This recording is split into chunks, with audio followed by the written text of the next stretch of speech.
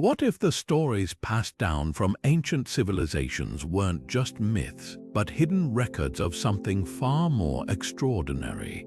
Picture this. Thousands of years ago, cultures across the globe described beings descending from the skies in fiery chariots, wielding unimaginable power and sharing knowledge that defied human understanding at the time. These accounts, etched into temple walls, woven into sacred texts, and whispered through generations, bear a striking resemblance to modern-day UFO sightings and alien encounters. Could it be that our ancestors were trying to tell us something we're only now beginning to piece together? From the Vimanas of ancient India, said to soar through the heavens like celestial ships, to the Dogon tribe's precise knowledge of a star invisible to the naked eye, these legends challenge everything we thought we knew about history. Even the Bible's book of Ezekiel describes a wheel within a wheel descending from the sky, accompanied by beings with gleaming, metallic appearance. The similarities are too uncanny to ignore. Were these merely imaginative tales, or could they have been first-hand accounts of encounters with advanced beings from beyond our world? The deeper you look, the harder it becomes to dismiss the idea that ancient civilizations might have been visited by extraterrestrial travelers long before the term UFO ever entered our vocabulary. This is where the line between myth and reality blurs. In this video, we're diving into 30 ancient legends that mirror alien encounters with chilling precision. We'll explore lost civilizations, decipher cryptic artifacts, and unravel stories that have puzzled historians for centuries. By the end, you'll see these ancient tales in a whole new light, and maybe even question what else might be hidden in plain sight, waiting to be rediscovered. So, if you've ever wondered whether we're truly alone in the universe, or if our ancestors left us clues about visitors from the stars, you won't want to miss what comes next. The truth, as they say, is stranger than fiction, and it's been here all along. One of the most compelling ancient accounts comes from the vast epics of India, where texts like the Mahabharata and Ramayana speak of incredible flying machines called Vimanas. These weren't just mythical chariots, they were described with startling technical detail.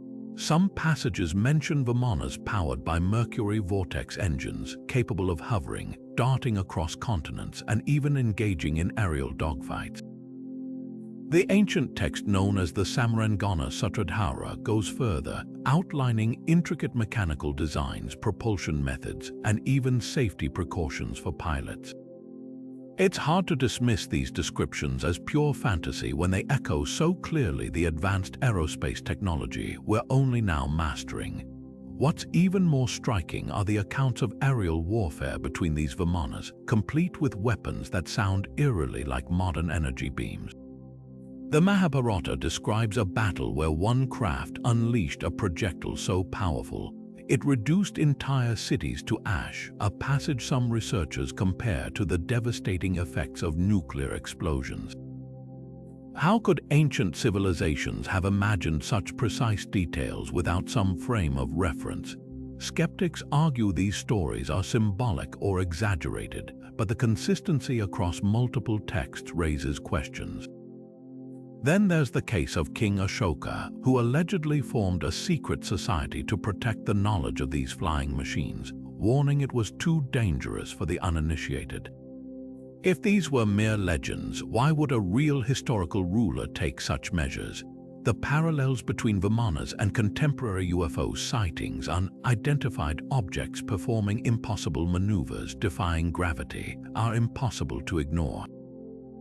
Whether these accounts stem from misunderstood technology, lost human innovation, or something beyond our world, one thing is clear.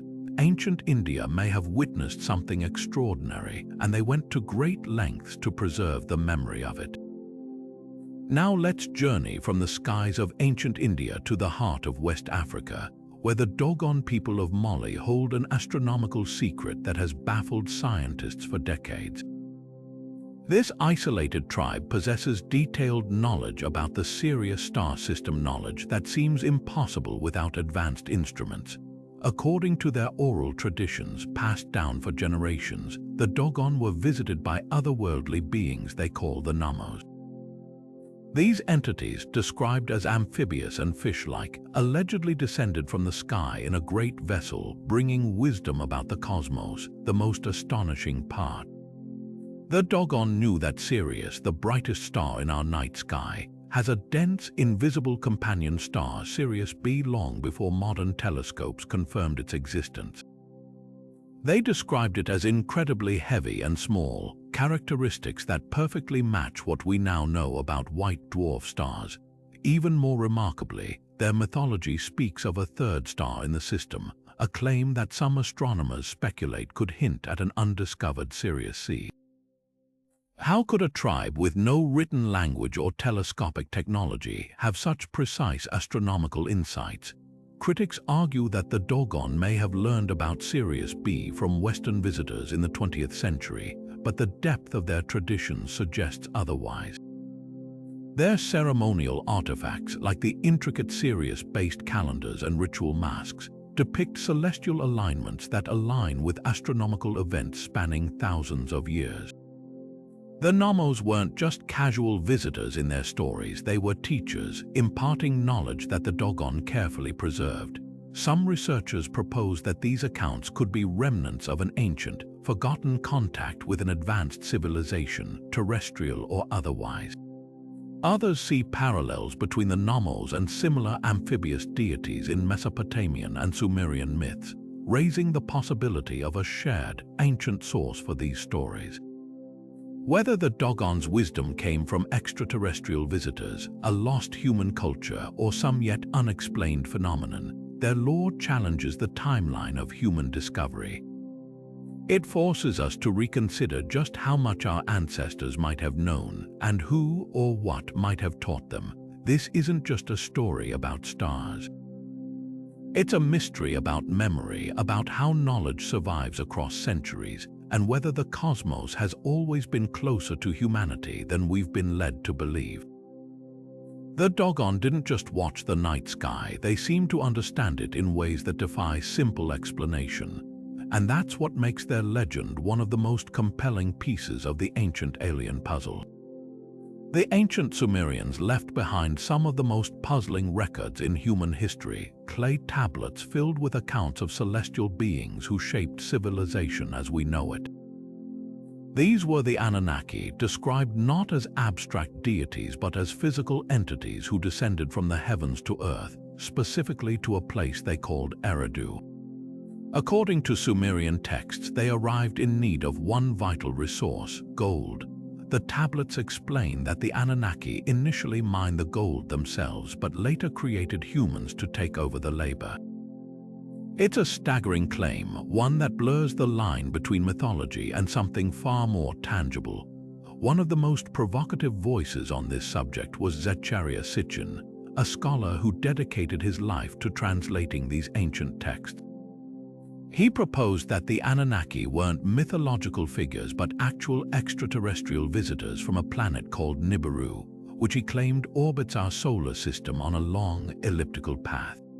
Sitchin's interpretation suggested that these beings possessed advanced technology, genetically engineered early humans, and even influenced the rise of Sumerian civilization. His theories, outlined in books like The 12th Planet, sparked fierce debate. Mainstream archaeologists dismissed his work as speculative, arguing that he took poetic metaphors too literally. Yet the precision of Sumerian astronomical knowledge, like their understanding of planetary movements, raises questions. How did an ancient culture without telescopes describe celestial bodies with such accuracy? The controversy deepens when we examine the Anunnaki's depiction in Sumerian art. Unlike the vague, symbolic renderings of gods in other cultures, the Anunnaki were often shown wearing elaborate, almost mechanical-looking suits with accessories resembling modern wristwatches or handheld devices. One famous cylinder seal, known as VA-243, even shows a figure presenting what looks like a celestial diagram, complete with radiating lines that some interpret as a schematic of our solar system. Could these be artistic flourishes, or were the Sumerians documenting what they actually witnessed? Skeptics argue that the Anunnaki stories are merely allegories for natural forces or political power structures. But then there's the matter of sudden, unexplained advances in Sumerian society. Around 6,000 years ago, this civilization emerged with a fully formed writing system, advanced mathematics, and architectural techniques that seemed to appear overnight. Even their calendar, based on meticulous astronomical observations, was more precise than those of later cultures. If these innovations weren't the result of gradual human development, what or who might have accelerated them? What makes the Anunnaki narrative so compelling is its eerie resonance with other ancient astronaut theories. From the Vimanas of India to the Nommos of the Dogon, multiple cultures speak of sky-born beings imparting knowledge or intervening in human affairs. The Sumerian accounts, however, stand out for their bureaucratic detail, lists of Anunnaki leaders, their familial relationships, even records of conflicts among them. It reads less like myth and more like historical documentation. Whether the Anunnaki were flesh and blood visitors, symbolic representations, or something in between, their legacy forces us to reconsider humanity's origins. If even a fraction of these stories holds truth, it would rewrite not just history but our understanding of our place in the cosmos. And that's what makes the mystery of the Anunnaki more than just an ancient legend. It's a puzzle that continues to challenge the boundaries between science, history, and the unexplainable. High above the arid plains of southern Peru, etched into the desert floor like a colossal message only visible from the skies, lie the Nazca Lines, one of archaeology's most enduring mysteries. These enormous geoglyphs, some stretching over 600 feet across, depict intricate designs, hummingbirds, spiders, monkeys, and geometric patterns so precise they defy explanation. But here's what's truly baffling: these creations, dating back nearly 2,000 years, were made with such accuracy that their full forms can only be appreciated from the air. How could the Nazca people, without flight or advanced surveying tools, have crafted such perfect, sprawling artworks? And more intriguingly, why? One theory suggests these lines weren't just art but functional markers, perhaps even landing strips for ancient aircraft. The lines' flat, hardened surfaces, cleared of stones and heated by the sun, resemble modern runways. Some researchers point to the geoglyphs' alignment with celestial events like solstices as evidence of their astronomical significance. But others propose something more extraordinary, that the Nazca Lines were meant to communicate with beings who viewed Earth from above.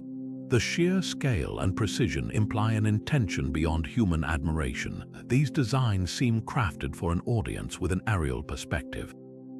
Then there's the matter of construction. The Nazca people left no records explaining their methods, but experiments show their techniques were deceptively simple. By removing the dark, oxidized surface stones to expose lighter soil beneath, they created stark contrasts visible from great heights. Yet, the real mystery lies in how they maintained such perfect proportions over vast distances without a way to check their work from above. Some speculate they used rudimentary hot air balloons or kites to oversee their progress, though no direct evidence supports this. Others wonder if outside guidance, perhaps from visitors with advanced knowledge, played a role. The resemblance between the Nazca Lines and modern airport runways is hard to ignore. Swiss author Erich von Däniken famously argued in Chariots of the Gods that the lines served as navigational aids for extraterrestrial spacecraft. While mainstream scholars dismiss this as fringe speculation, the parallels are undeniably eerie. Even more compelling are the rare depictions of humanoid figures among the geoglyphs, like the so-called Astronaut figure at Nazca's nearby Palpa region, with its oversized head and seemingly stylized suit. Was this an artistic quirk or a portrayal of something otherworldly? Skeptics counter that the lines likely held ritual or hydrological significance for the Nazca, aligning with underground water sources or serving as pilgrimage paths. Yet, no single theory fully explains their diversity or precision. The enigma deepens when you consider that similar large-scale geoglyphs exist worldwide, from the Uffington White Horse in England to Australia's Marri Man, suggesting a shared human impulse or perhaps something more. Whether the Nazca Lines were sacred art, astronomical calendars, or signals to the sky, their existence challenges our understanding of ancient capabilities. They force us to ask, did these cultures know more than we've credited them for?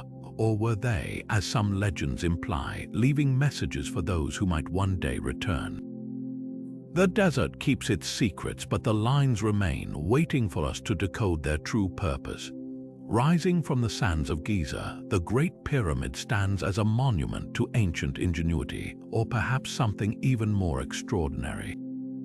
Its sheer scale is staggering: 2.3 million blocks, each weighing an average of 2.5 tons, assembled with precision that would challenge modern engineers. But here's what defies explanation. Despite centuries of study, we still can't replicate its construction using the tools and knowledge attributed to ancient Egypt. How did a civilization without pulleys, wheels, or iron tools align the pyramid's sides to true north with an error margin of just 3/60ths of a degree? Or place it at the exact center of Earth's landmass? These aren't just architectural feats, they're mathematical impossibilities for their time. Theories about the pyramid's origins range from the plausible to the otherworldly. Mainstream archaeologists propose ramps and manpower, yet no remnants of such ramps have been found, and experiments show moving blocks with primitive sledges would have required unrealistic labor forces. Then there's the precision of the interior chambers: the King's Chamber's granite sarcophagus, cut with laser-like accuracy, and the narrow shafts perfectly aligned with stars like Orion's belt. The pyramid's dimensions even encode advanced mathematical constants. The ratio of its height to perimeter mirrors pi, while its latitude coordinates match the speed of light when converted to numbers. Coincidence or intentional design? Enter the alien architect hypothesis. Ancient astronaut theorists point to the Egyptian god Thoth, often depicted as a scribe with ibis-like features, who allegedly descended from the heavens with divine knowledge. The pyramid's alignment with celestial bodies, coupled with hieroglyphs resembling modern aircraft like the infamous helicopter hieroglyph at Abydos, fuel speculation about extraterrestrial influence. Even the pyramid's capstone, now missing, was said to be made of electrum, a material that conducts electricity. Could it have functioned as some kind of energy transmitter or beacon? Skeptics counter with human brilliance. They cite the Egyptians' mastery of geometry, evidenced by the Rhind mathematical papyrus, and suggest the pyramid's mysteries stem from lost techniques rather than alien intervention. Yet the timeline is troubling. The Great Pyramid appeared suddenly, without evolutionary precursors, at the dawn of Egypt's dynastic period. Earlier structures like the Step Pyramid show cruder techniques, making the leap to Giza's perfection seem almost overnight. Perhaps the most compelling clue lies in the pyramid's missing records. Despite Egypt's meticulous documentation, no contemporary texts explain the pyramid's construction.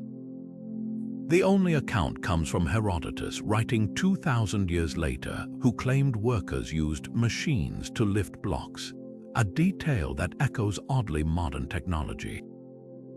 Whether the pyramid was a tomb, an energy generator, or a cosmic message in stone, its secrets remain locked in those towering, silent corridors, and that's what keeps us staring at the desert, wondering if the truth was written not in hieroglyphs but in the stars. Deep in the arid mesas of the American Southwest, the Hopi people have preserved stories that echo across centuries, tales of the Kachinas, mysterious sky beings who shaped their culture in ways that defy simple explanation. These weren't just spirits or abstract deities. The Hopi described them as physical visitors who descended from the heavens, wearing strange, ornate masks and carrying gifts of knowledge. According to their oral traditions, the Kachinas arrived during times of crisis, teaching agriculture, medicine, and even complex social systems. But what's most striking is how these ancient accounts mirror modern descriptions of extraterrestrial encounters, down to the smallest details. Hopi ceremonies still honor the Kachinas today, with dancers wearing elaborate masks that mimic the visitors' otherworldly appearances. Some of these masks depict beings with elongated heads, large, almond-shaped eyes, and even what look like helmets or breathing apparatuses, features that align eerily with contemporary accounts of gray aliens. The Hopi insist these aren't mere costumes but sacred representations of actual beings who once walked among them.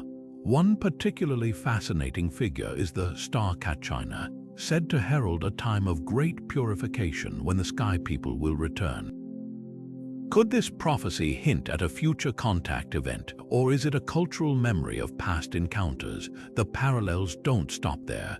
The Hopi describe the Kachinas arriving in flying shields or patavotas, which generated thunderous sounds and left imprints on the ground reminiscent of modern UFO landing reports.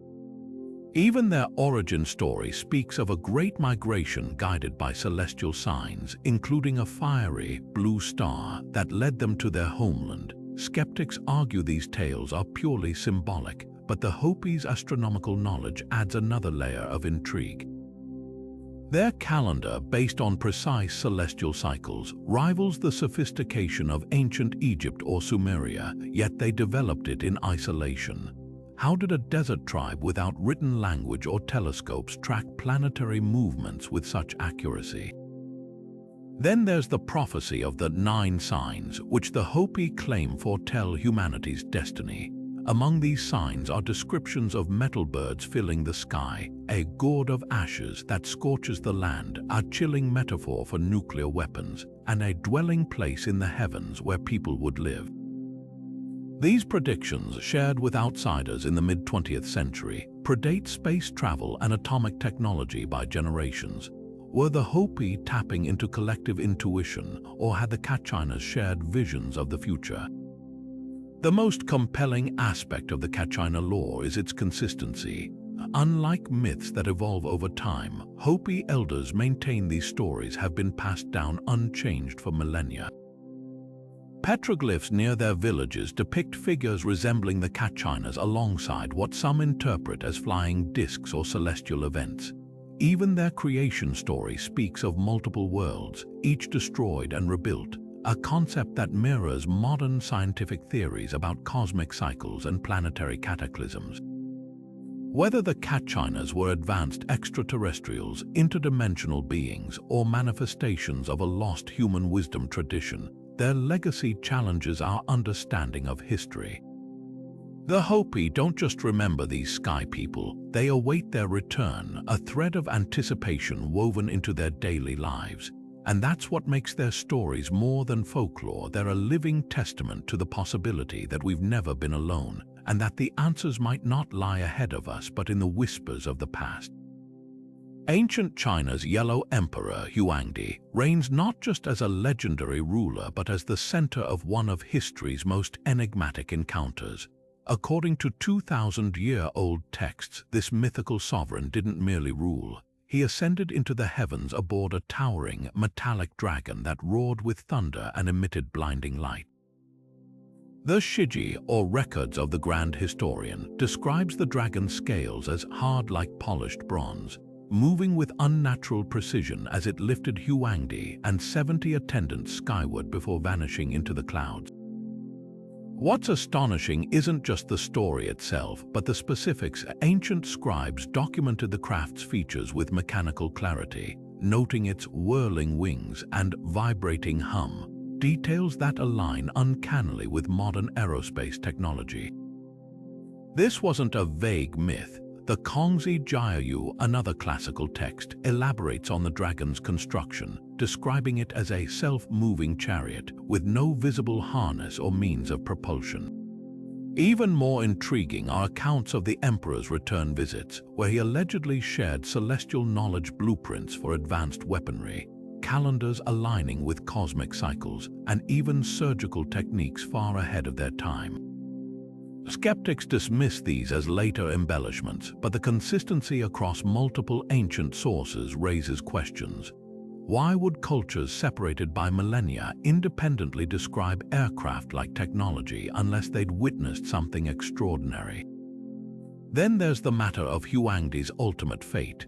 Unlike other rulers buried in tombs, tradition claims he didn't die but ascended to the stars, leaving behind only his garments. Some scholars interpret this as metaphorical deification, yet the Shiji insists the event was witnessed by hundreds. Even the emperor's mausoleum, long a site of reverence, holds peculiar artifacts, jade discs with precise perforations resembling astrological charts and bronze fragments of unknown purpose. Could these relics be remnants of the technology he brought back? The parallels between Huangdi's dragon and contemporary UFO reports are impossible to ignore. The roaring ascent, the metallic sheen, the absence of traditional propulsion, all mirror modern encounters with unidentified aerial phenomena. Ancient astronaut theorists suggest the dragon was a misinterpreted spacecraft, its scales perhaps segmented plating or heat shielding. The Chinese word for dragon, long, itself carries connotations not just of myth but of power and transformation, hinting at something more technological than magical. Perhaps the most compelling detail lies in the aftermath. Huangdi's reign marked a sudden leap in Chinese innovation, the invention of the compass, standardized writing, even early forms of vaccination. Were these advancements purely human ingenuity, or could they have stemmed from knowledge imparted by those skyward journeys? The texts hint at answers, but the truth, like the emperor's dragon, remains just out of reach, hovering between history and legend, waiting to be rediscovered. In the rugged landscapes of northwestern Australia, the Aboriginal people have preserved stories of the Wandjina, mysterious sky beings whose presence echoes through millennia.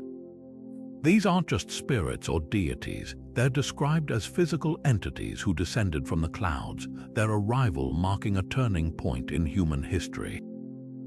The Wandjina are depicted with striking features, oversized, almond-shaped eyes that seem to pierce through time, mouths often absent or fused shut, and halos resembling helmets or radiant energy. Their images, painted on cave walls and rock shelters, are so distinct that they've been called Australia's oldest alien portraits. But what makes these depictions truly remarkable is how closely they align with modern descriptions of extraterrestrial visitors, right down to the eerie, otherworldly presence they evoke. According to Aboriginal lore, the Wandjina arrived during the Dreamtime, the primordial era when the world was shaped. They weren't passive observers, they were teachers, imparting laws, social structures, and survival skills to early humans. Some stories describe them controlling weather, bringing rain to parched lands with a gesture, an ability that borders on the supernatural. Yet the most compelling detail is their departure. The Wandjina didn't vanish into myth, they retreated into the sky, promising to return. This isn't just folklore, it's a living tradition. Aboriginal elders still perform ceremonies to recharge the Wandjina paintings, believing these acts maintain the connection between this world and the next. The parallels to contemporary UFO encounters are impossible to ignore. The Wandjina's large, dark eyes mirror the grey alien archetype, while their halos could easily be interpreted as helmets or energy fields. Even their silence, the absence of mouths in most depictions, finds echoes in modern accounts of telepathic communication with extraterrestrials. Skeptics argue these similarities are coincidental, but the consistency across cultures is striking. How could isolated Aboriginal communities, with no contact with the outside world for tens of thousands of years, conceive beings so reminiscent of today's extraterrestrial narratives? Then there's the mystery of the Bradshaw figures, another set of ancient Australian rock art that predates the Wandjina paintings. These slender, elongated figures, often shown with elaborate headdresses, have sparked debate. Some researchers suggest they represent an earlier wave of sky beings, while others see them as evidence of a lost human culture. The truth may lie somewhere in between.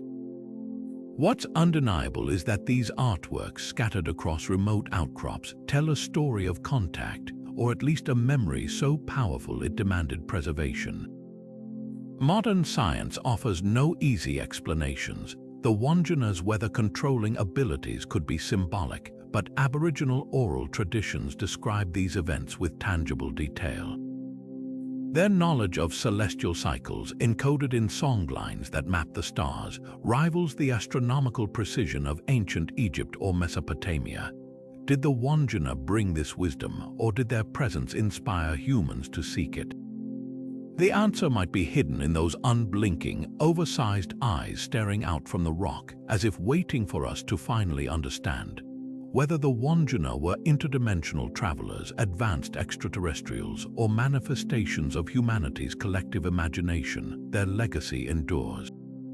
They're not relics of the past, but a bridge between earth and sky, between then and now, and that's what makes their story so powerful.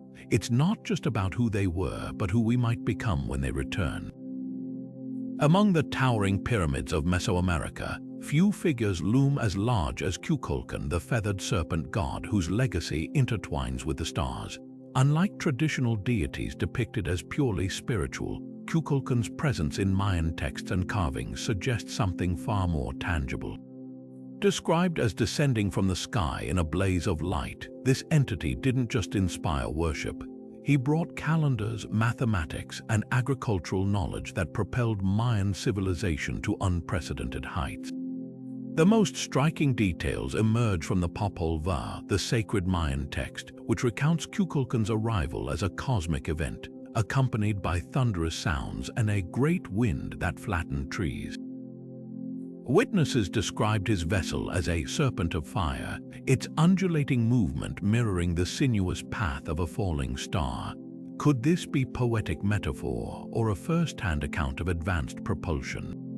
The parallels only deepen at Chichen Itza, where the pyramid dedicated to Kukulkan becomes a stage for celestial theater. During the spring and autumn equinoxes, sunlight cascades down the steps, casting a shadow that resembles a massive serpent slithering toward the earth. This optical illusion, precise to the minute, demonstrates the Mayans' mastery of astronomy. But some researchers propose an even more radical interpretation, that the pyramid itself was a landing beacon or communication device. Its alignment with Venus, a planet associated with Kukulkan, is too exact to dismiss as coincidence. Even the pyramid's acoustics defy explanation. Clapping at its base produces an echo that mimics the chirp of the Quetzal bird, Kukulkan's sacred symbol. Were these features designed to signal or summon something or someone from above? Then there's the matter of Kukulkan's departure. According to Mayan chronicles, he didn't fade into obscurity but promised to return, a prophecy tied to their long count calendar. This isn't just myth, it's inscribed in stone at temples like Tikal, where carvings show Kukulkan surrounded by swirling glyphs resembling modern depictions of wormholes or warp travel. His physical descriptions, elongated, almost reptilian features with radiant headdresses, bear an uncanny resemblance to modern accounts of Nordic extraterrestrials. Even the Dumbarton Oaks Codex, a surviving Mayan manuscript, depicts him holding devices that look eerily like handheld technological instruments. Skeptics argue that Kukulkan was merely a cultural hero, his celestial aspect symbolic of royal authority. Yet the Mayans themselves drew sharp distinctions between mortal rulers and this sky-born teacher. Their astronomical records, precise enough to predict solar eclipses centuries in advance, suggest knowledge that seems transplanted rather than developed. The Dresden Codex even contains calculations for the Venus cycle accurate to 2 hours over 500 years, a feat requiring observational tools no evidence suggests they possessed. What makes Kukulkan's legend so compelling isn't just the mystery of his origins, but the lingering question of his return. The Mayan calendar's much misinterpreted end date of 2012 wasn't about doom, it marked the completion of a cycle, a time when Kukulkan might reappear. Whether he was an astronaut, an interdimensional traveler, or a personification of cosmic forces, one thing is clear: the Mayans didn't just worship the stars. They left a roadmap in stone, waiting for the day the serpent ascends once more. The Norse pantheon thunders with tales of gods who didn't just walk among mortals. They soared across the heavens in chariots that defied the laws of nature.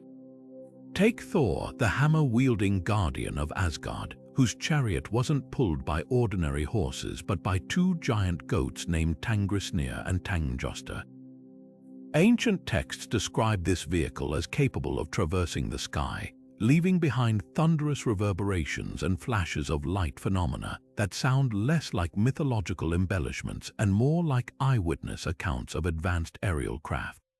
The Prose Edda, a 13th century compilation of Norse lore, even details how Thor's chariot could be disassembled and reassembled at will, a feature that echoes modern descriptions of modular spacecraft.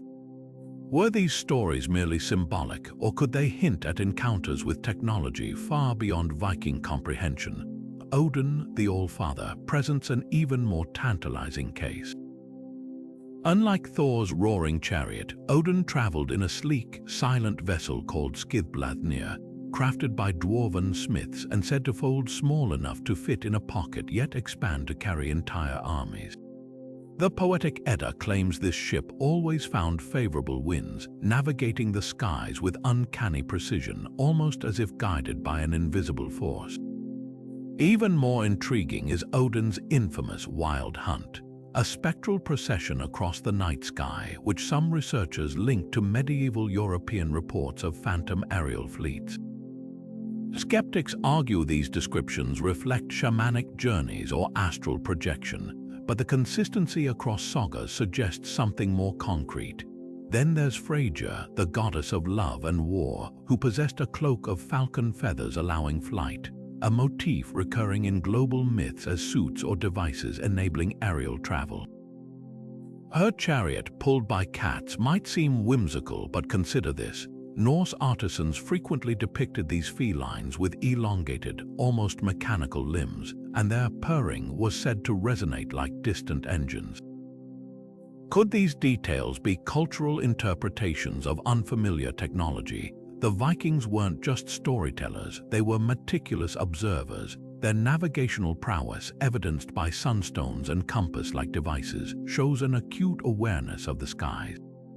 The debate between literal and symbolic interpretations grows thornier with the Ragnarok prophecy, which foretells the gods' final battle amid fiery skies and collapsing heavens.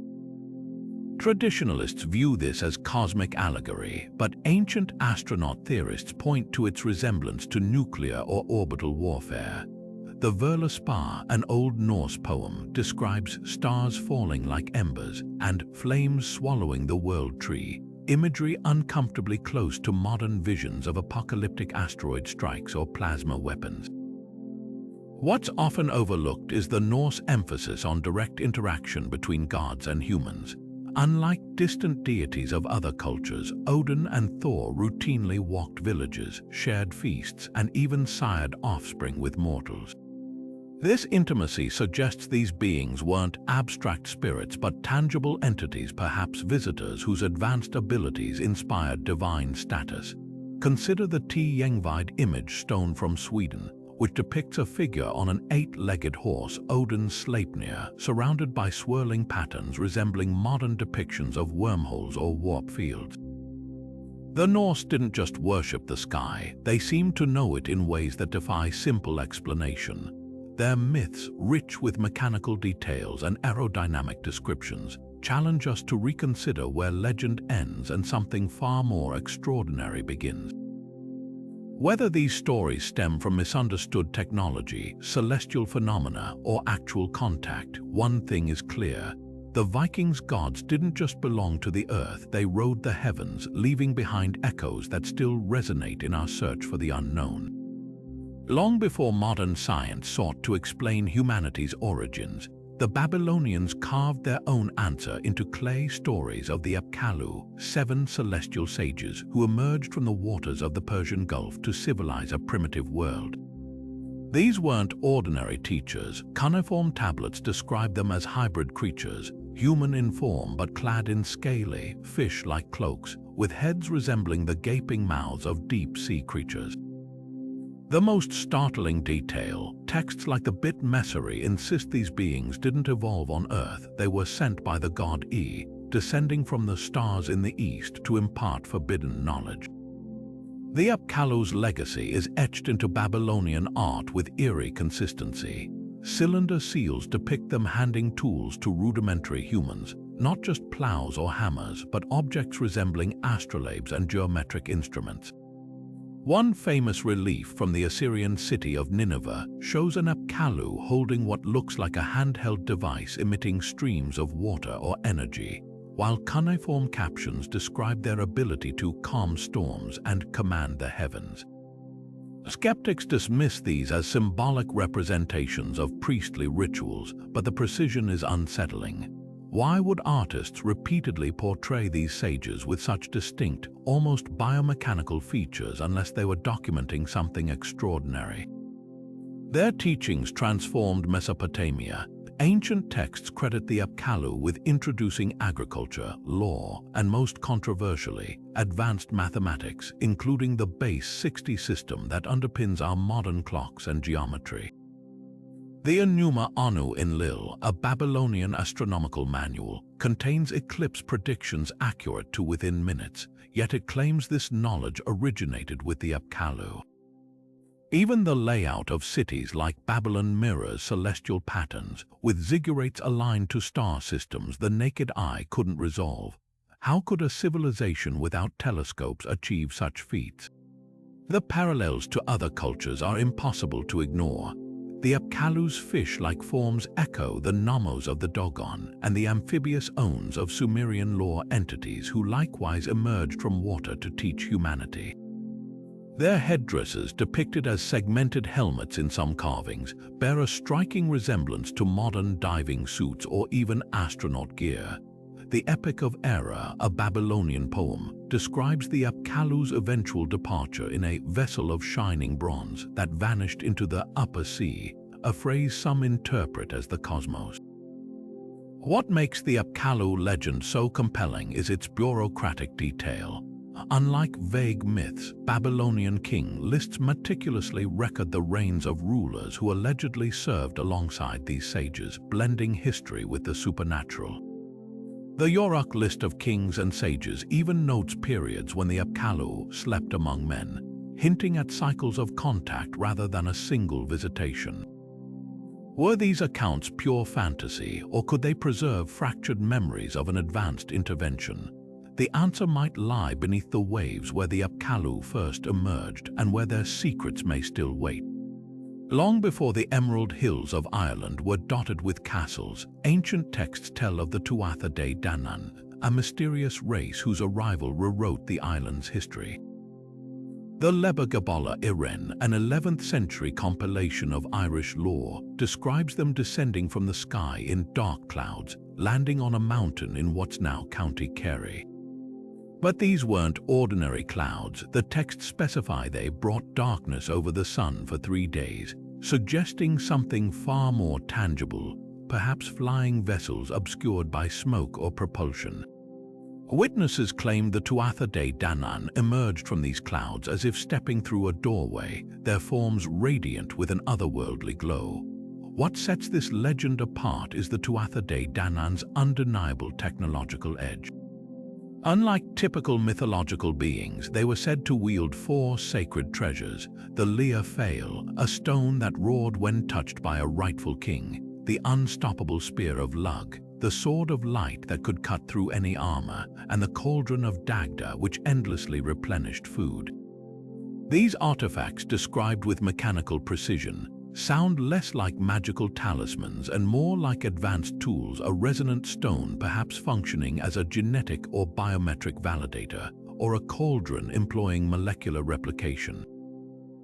Even their name hints at something beyond mere magic. Tuatha De Danann translates to people of the goddess Donu, but some scholars argue Donu may derive from Proto-Celtic words for knowledge or craft. The most compelling detail lies in their departure. After losing a pivotal battle to the Milesians, the Tuatha De Danann didn't vanish. They retreated underground into the Shia mounds, becoming the fairy folk of later folklore. This transition raises questions. Were they literal subterranean dwellers, or did they access hidden bases or spacecraft?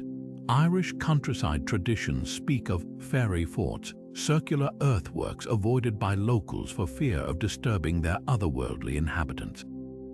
Modern scans of these sites reveal unnatural electromagnetic fluctuations, fueling speculation about buried technology. Skeptics dismiss the Tuatha De Danann as deified ancestors, yet their descriptions defy tribal memory.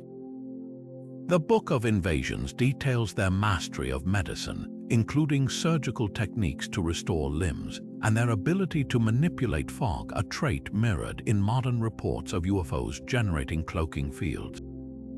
Their leader, Lug, is depicted wielding a rod of mastery that controlled light, while their battles involved airdropping warriors from above, as if deploying troops from aircraft.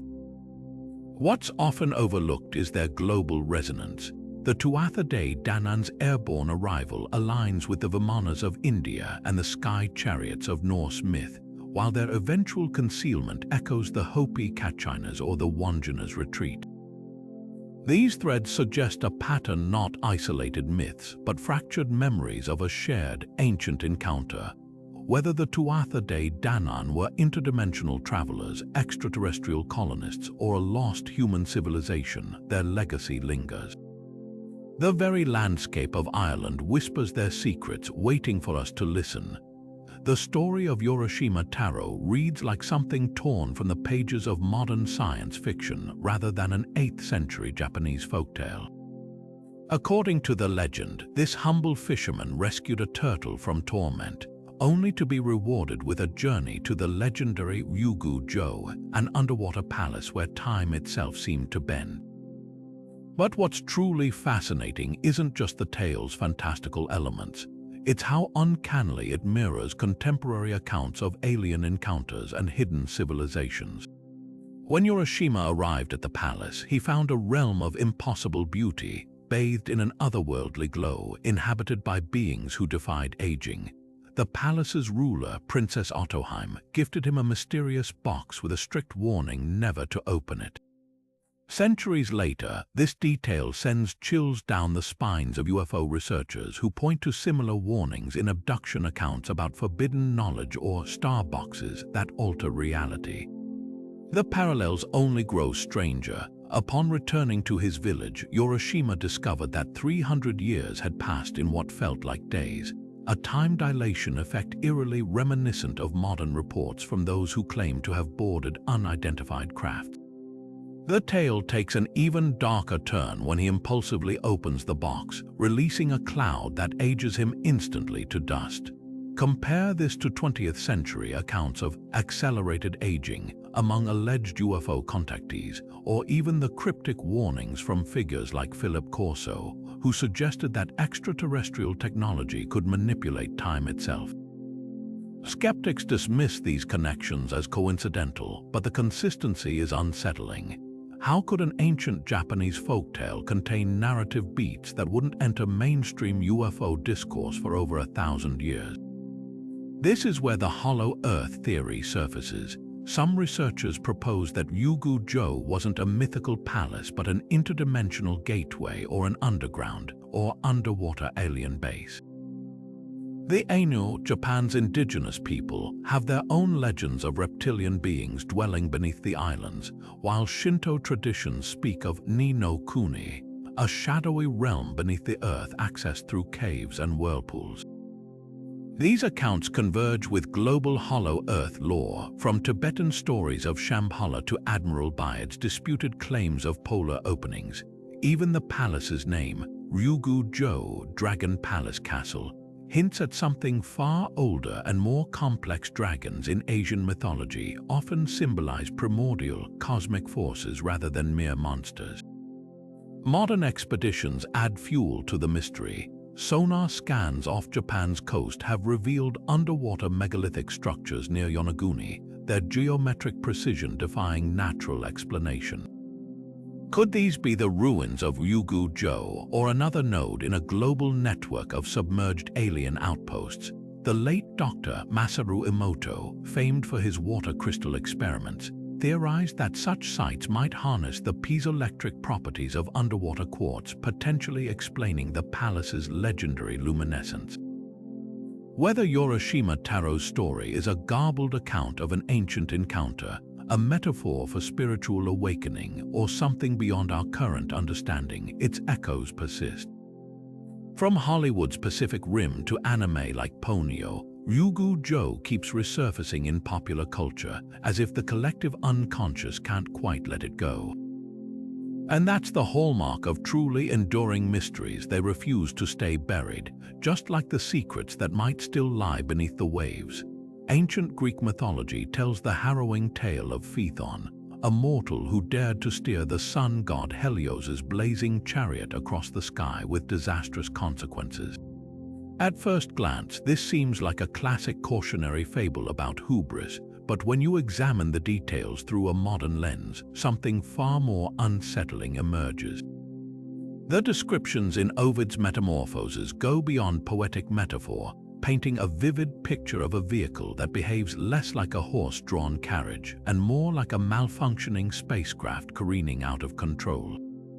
The chariot itself defies ancient understandings of celestial mechanics. Helios warns Phaethon about its fiery axle and glowing wheels, details that align oddly with modern propulsion systems. When Phaethon loses control, the text describes the chariot plunging erratically and scorching the earth, causing continents to burst into flames, an event suspiciously reminiscent of thermonuclear or kinetic bombardment. Even the aftermath, where Zeus strikes Phaethon down with a thunderbolt to prevent further devastation, mirrors modern accounts of military interventions against unidentified aerial threats. Some researchers point to the legend's potential roots in real cosmic events. Around 1200 BC, geological records show sudden climate disruptions across the Mediterranean, including wildfires and prolonged darkness phenomena that could stem from an asteroid impact or atmospheric disturbance. Could the Phaethon myth be a garbled retelling of an ancient cataclysm caused by celestial technology gone awry? The ancient Greeks weren't just storytellers, they were meticulous observers of the skies. Accounts from historians like Plutarch describe flaming shields maneuvering overhead, while Aristotle's meteorology documents unexplained aerial anomalies with clinical precision. The most chilling parallel lies in Phaethon's demise. After his fatal fall, his sisters, the Heliades, are transformed into weeping amber-dripping trees, a bizarre detail that takes on new meaning when you consider modern theories about electromagnetic or radioactive fallout. Amber, after all, is fossilized resin, but it also has piezoelectric properties capable of conducting energy under certain conditions. Were the Greeks encoding warnings about technology they couldn't fully comprehend? This isn't just mythology, it's a cautionary tale that spans millennia, asking us to consider whether the ancients witnessed something beyond their understanding and whether we're truly prepared to handle the same power today. High in the Andes, where the air thins and the past whispers through stone, the Incas revered a deity unlike any other Viracocha, the white-skinned, bearded god who strode across their land in a time before memory. Unlike the sun-worshipping pantheon of later Inca rulers, Viracocha stood apart both in appearance and origin. Ancient chronicles, like those of Spanish conquistador Pedro Cieza de Leon, describe him as tall and pale, clad in a flowing white robe, with features so distinct from the indigenous people that his very image defied explanation. According to legend, he emerged from the waters of Lake Titicaca during a period of chaos, wielding knowledge that transformed scattered tribes into a civilization. But here's what chills the spine: Viracocha didn't just teach agriculture or architecture, he reportedly demonstrated feats that border on the supernatural. Texts speak of him hurling thunderbolts to reshape mountains and illuminating the night with a staff that emitted its own light. The parallels to modern extraterrestrial encounters are impossible to ignore.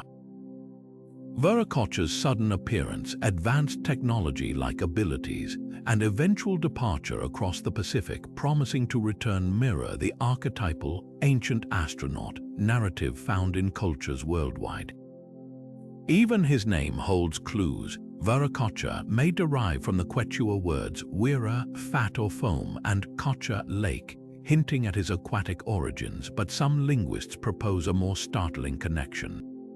In the Aymara language, Wiraquacha phonetically resembles wira, sun, and kota, jump, suggesting a being who leaped from the sun.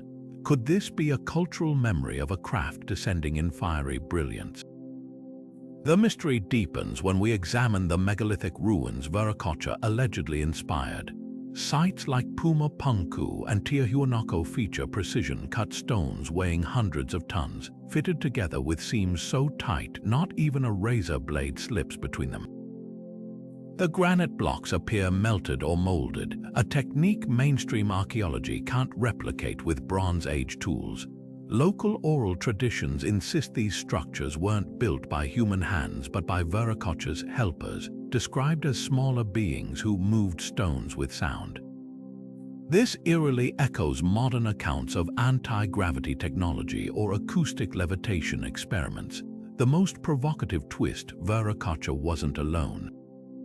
Spanish friar Cristobal de Molina recorded Inca accounts of his companions, bearded, pale-skinned, shining ones, who dispersed across the Americas, seeding knowledge among the Maya, Aztec, and even the Hopi.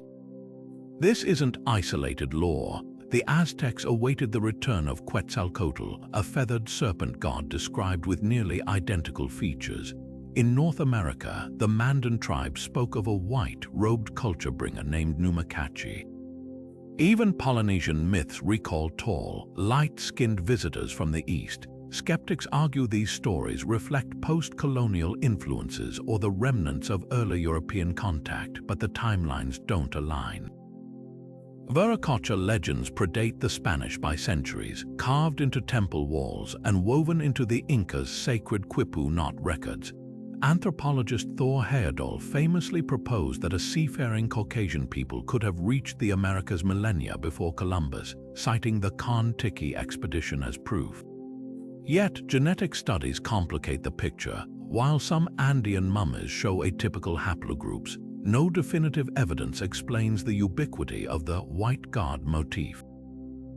Perhaps the answer lies beyond conventional history. The Dogons, Nommos, the Sumerian Anunnaki, and now Viracocha, all described as water-associated, knowledge-bearing beings with non-human traits. Whether these stories stem from lost human civilizations, extraterrestrial intervention, or something beyond our current understanding, one thing is clear: the Andes hold more than ruins. They guard a riddle written in stone and legend, waiting for the day Viracocha's promise is fulfilled and the teachers return. Deep in the highlands of Ethiopia, guarded by a single monk in a chapel said to be built on the ruins of an ancient temple, rests what many believe to the most powerful relic in human history, the Ark of the Covenant. But this isn't just a biblical artifact. Local legends speak of it as something far more extraordinary, a device of otherworldly origin, humming with an energy that defies explanation. The Kebra Nagast, Ethiopia's sacred text, tells a story that diverges sharply from traditional accounts. It claims the Ark didn't just house stone tablets, it was a radiant chest that could level mountains, illuminate darkness, and even communicate with the heavens. Modern priests in Axum, where the Ark is supposedly kept, whisper of blue sparks seen flickering through the chapel's iron gates at night, and of pilgrims who faint from an invisible force when they approach too closely. What makes Ethiopia's claim so compelling are the layers of lore surrounding the Ark's capabilities. The Kebra Nagast describes it as the work of angels, crafted not by human hands but by celestial beings for King Solomon. This aligns with biblical descriptions of the Ark's deadly power, striking down those who touched it, guiding the Israelites with pillars of fire, and even toppling the walls of Jericho with a single blast. But Ethiopian traditions go further, hinting at a technological marvel. Ancient texts speak of the Ark singing during rituals, emitting harmonic frequencies that resonated through the temple. Some researchers point to this as evidence of piezoelectric or acoustic technology, suggesting the Ark may have harnessed ambient energy through gold plating and quartz crystals, materials known to modern science for their conductive properties. The mystery deepens when you consider the Ark's journey to Ethiopia. The Kebra Nagast claims it was spirited away from Jerusalem by Menelik, Solomon's son, with the Queen of Sheba, accompanied by a retinue of Israelite priests. But here's the twist: Menelik's entourage allegedly included heavenly companions who helped transport the Ark across the Red Sea in a single night. Later Ethiopian art depicts these figures as luminous beings hovering above the ground, their elongated forms reminiscent of modern extraterrestrial descriptions. Even more startling are medieval Ethiopian frescoes showing the Ark levitating above its altar, surrounded by what appear to be concentric rings of light, a detail that mirrors contemporary reports of UFO propulsion systems. Modern attempts to study the Ark have been met with fierce resistance. The chapel in Axum remains off-limits to outsiders, and the guardian monk, appointed for life, is forbidden to speak of what he's witnessed. But leaks from former attendants describe the Ark as alive, pulsing with warmth, emitting low-frequency vibrations, and occasionally projecting beams of light upward through the chapel's roof. These accounts eerily parallel descriptions of the mercy seat, the Ark's golden lid, which the Bible says was where God's voice manifested as thunder between two winged cherubim. Ancient astronaut theorists propose these cherubim weren't angels but intricate machines, perhaps interfaces for an advanced communication or energy distribution system. The most controversial theory comes from researcher Graham Hancock, who suggests the Ark might be a fragment of a larger extraterrestrial technology, a power capacitor, left behind by visitors who shaped early human civilizations. He points to similarities with the Egyptian Benben stone, the Mesopotamian devices, and even the Holy Grail legends, all of which describe objects capable of healing, destruction, and divine communion. If true, Ethiopia's Ark wouldn't just be a relic of faith.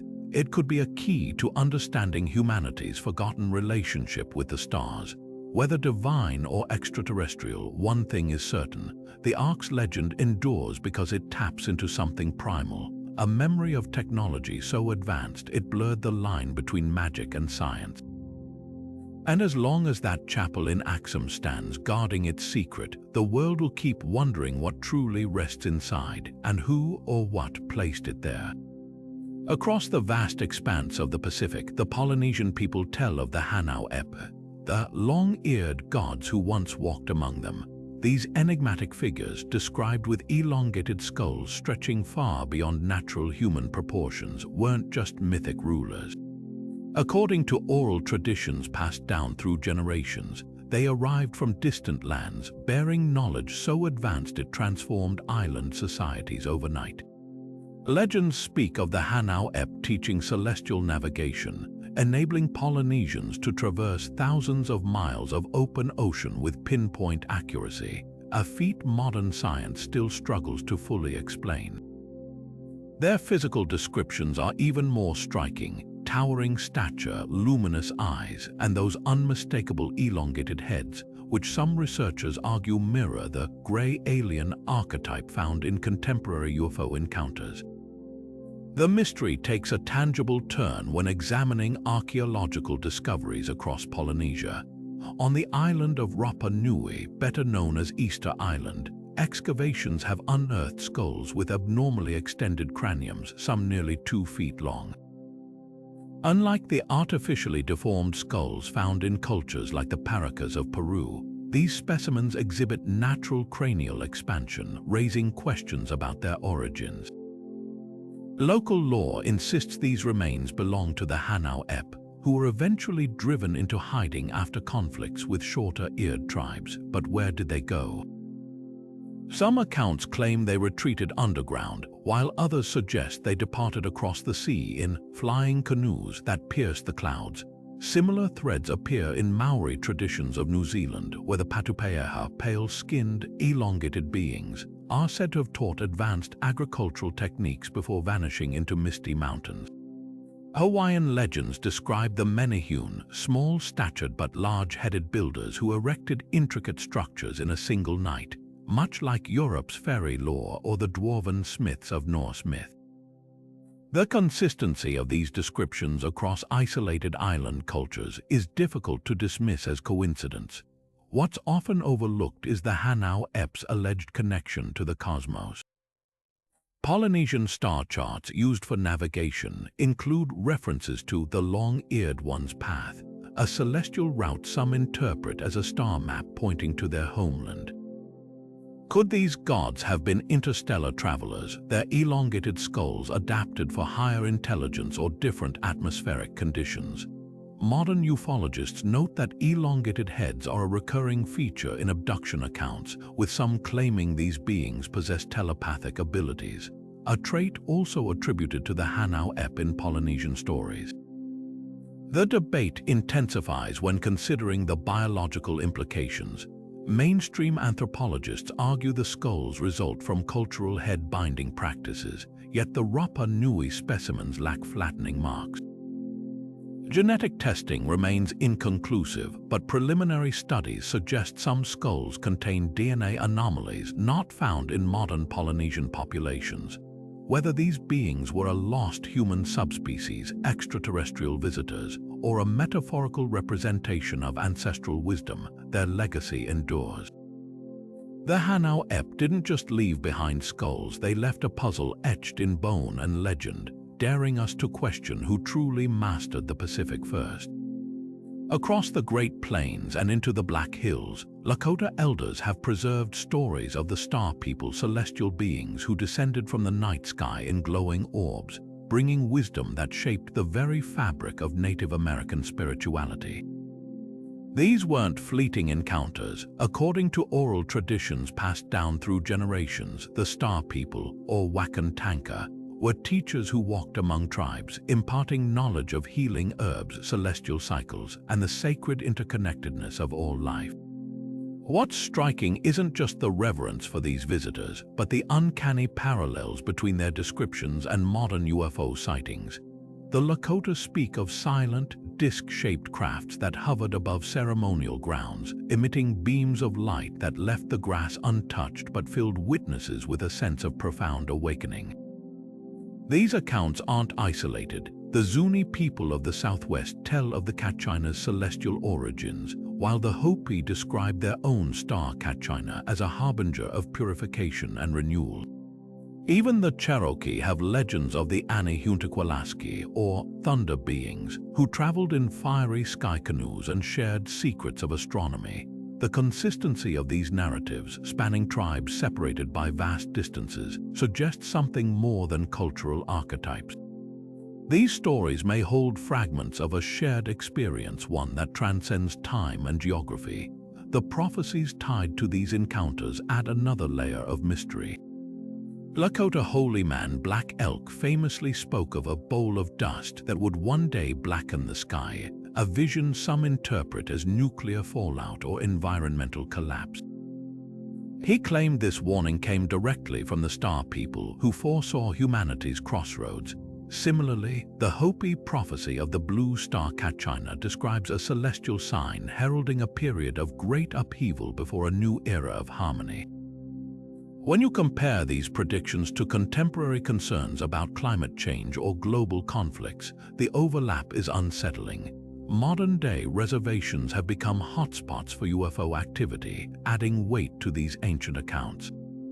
In the 1970s, Pine Ridge Reservation in South Dakota reported a wave of sightings, including glowing orbs that danced above sweat lodges and unexplained aerial phenomena witnessed by entire communities. Even tribal police and elders documented these events, treating them not as anomalies but as continuations of a dialogue begun centuries ago. The Lakota phrase, Wakan, or often translated as sacred, carries connotations of something both divine and extraterrestrial, blurring the line between spiritual and scientific understanding. What sets the Star People legends apart is their tangible legacy. Lakota star maps, intricately beaded into ceremonial robes, depict constellations like the Pleiades with precision that rivals modern astronomy. These maps, elders claim, were gifts from the Star People who used them as navigational guides. Some researchers point to the tribe's knowledge of Sirius B, a star invisible to the naked eye, as further evidence of celestial tutelage. How could cultures without telescopes have known such details unless they were taught by someone or something? With advanced astronomical insight, the question lingers: were the Star People benevolent extraterrestrials, interdimensional beings, or manifestations of a universal consciousness? Their teachings, centered on balance and respect for Earth, carry urgent relevance today. As UFO disclosures and aerial mysteries capture global attention, the Lakota and other tribes remind us that this isn't a new conversation. It's one whispered in the wind, etched in petroglyphs, and waiting for us to listen. Their stories don't just belong to the past, they're a bridge to understanding the skies above us, and perhaps the visitors who still watch from the stars. Among the most astonishing accounts of ancient aerial technology come from Hindu texts like the Puranas and the Mahabharata, where the gods didn't just command the heavens. They rode across them in celestial chariots known as Vimanas. These weren't vague metaphors for divine power, but meticulously described machines with engineering specifics that would make a modern aerospace engineer pause. The Samarangana Sutradhara, an 11th century text, dedicates entire chapters to Vimana construction, detailing mercury vortex engines, metallic alloys resistant to extreme heat, and propulsion systems that allowed vertical takeoff and hovering. Some passages even outline safety protocols, warning pilots about altitude sickness and recommending specific garments to shield against high-speed travel. What sets these descriptions apart from other mythological vehicles is their sheer technicality. The Vaimanika Shastra, a controversial early 20th century text based on older Sanskrit sources, describes Vimanas as multi-tiered craft with domed canopies, powered by a mysterious energy called Rukma, and equipped with mirrors or lenses capable of projecting devastating beams. These aren't just fanciful imaginings, they read like blueprints for advanced aerospace technology. The Mahabharata recounts aerial battles between these craft, complete with projectiles that incinerated entire armies and cloaking devices, rendering them invisible. One passage describes a weapon called the Brahmastra, whose effects instantaneous destruction, leaving no survivors, with lingering radiation poisoning the land, bear an unsettling resemblance to nuclear fallout. Skeptics argue these texts are allegorical, yet the consistency across Hindu literature is striking. The Puranas differentiate between Vimanas used by gods like Indra's golden flying palace and those built by human kings, suggesting a transfer of technology. Even more compelling are ancient temple carvings, like those at the 12th century Hoyselswara temple, which depict winged vehicles with intricate mechanical details, including what appear to be exhaust ports and segmented hulls. How could artists centuries before the Wright brothers conceptualize such designs without some frame of reference? The debate takes a fascinating turn when examining historical records. Emperor Ashoka in the 3rd century BC allegedly formed a secret society called the Nine Unknown Men to guard Vimana knowledge, fearing its destructive potential. Greek historian Philostratus later wrote of Indian sages who possessed flying silver discs used for celestial observations. These scattered accounts hint at something tangible behind the myths, a lost chapter of human innovation, or perhaps intervention from something beyond our world. Whether the Vimanas were divine gifts, forgotten human inventions, or evidence of extraterrestrial visitation, their legacy endures. They challenge us to reconsider how ancient cultures perceived technology, not as magic, but as a science waiting to be rediscovered. And in that space between myth and machinery, the truth might still be hovering just out of view. The story of Quetzalcoatl isn't just another Aztec myth, it's a prophecy so precise it reshaped history. This feathered serpent god, revered across Mesoamerica long before the Aztecs rose to power, wasn't depicted as a distant deity but as a flesh and blood teacher who walked among humans. Ancient codices describe him as a towering figure with pale skin, a flowing beard, and robes of startling white, features utterly foreign to the indigenous people of the Americas. According to legend, Quetzalcoatl arrived from the east, bringing agriculture, astronomy, and a moral code that forbade human sacrifice. Then, after founding the Golden City of Tolan, he vanished across the sea on a raft of serpents, vowing to return one day in the year one reed. That promise became the Aztec Empire's undoing. When Spanish conquistador Hernán Cortés landed on the shores of Veracruz in 1519, a year the Aztec calendar marked as one reed, Emperor Moctezuma Roman II hesitated. Cortés, with his fair skin, armored breastplate resembling scales, and ships whose sails might have evoked serpents at a distance, seemed to fulfill the prophecy. This moment of uncertainty allowed Cortés to exploit the Aztecs' belief, forging alliances with their enemies and ultimately toppling their empire. But here's the chilling question: was this merely a tragic case of mistaken identity, or had Quetzalcoatl's return been misinterpreted from the start? The parallels between Quetzalcoatl and other sky god narratives are impossible to ignore. Like Viracocha in the Andes or the Norse gods with their celestial chariots, Quetzalcoatl was said to command the elements, summoning storms with a gesture and illuminating the night with a glowing staff. The Dresden Codex, a surviving Mayan manuscript, even depicts him holding a device resembling a modern astrolabe, while Aztec carvings show him emerging from what looks like a stepped portal or spacecraft hatch. Skeptics argue these are symbolic representations of Venus, the planet associated with Quetzalcoatl, yet the descriptions go beyond astronomical worship. The god's alleged flying palace, described in Nahuatl texts as a house of Quetzal feathers that moved without sound, echoes global legends of silent aerial craft. The deeper mystery lies in Quetzalcoatl's origins. Toltec murals at Chala, predating the Aztecs by centuries, show him surrounded by figures in what appear to be pressure suits, their helmets emitting rays. Later Mixtec codices describe his companions as star beings who taught metallurgy and medicine before retreating underground. Even more provocative are the accounts of his departure. Some texts claim he didn't sail east but ascended into the sky on a serpent of fire, leaving behind a promise not just of return but of a future cataclysm that would purify the earth. Modern researchers are divided. Some, like astronomer Anthony Aveni, propose that the prophecy was a post-conquest fabrication crafted by the Aztecs to rationalize their defeat. Others point to pre-Columbian artifacts, like the Mayan relief at Palenque showing Quetzalcoatl operating a complex, machine-like device, as evidence of an older, misunderstood tradition. The most compelling argument comes from linguists who note that the god's name doesn't just mean feathered serpent. It breaks down to Quetzal, a bird symbolizing the heavens, and Coatl, also meaning twin, hinting at a celestial duality or perhaps even a binary star system. What if Cortés wasn't the fulfillment of the prophecy but a cosmic coincidence that obscured its true meaning? The Aztec calendar's cyclical nature suggests Quetzalcoatl's return could be a recurring event, not a one-time occurrence. With contemporary UFO sightings surging across Mexico, particularly near ancient pyramid sites, some wonder if the one reed reckoning is still to come.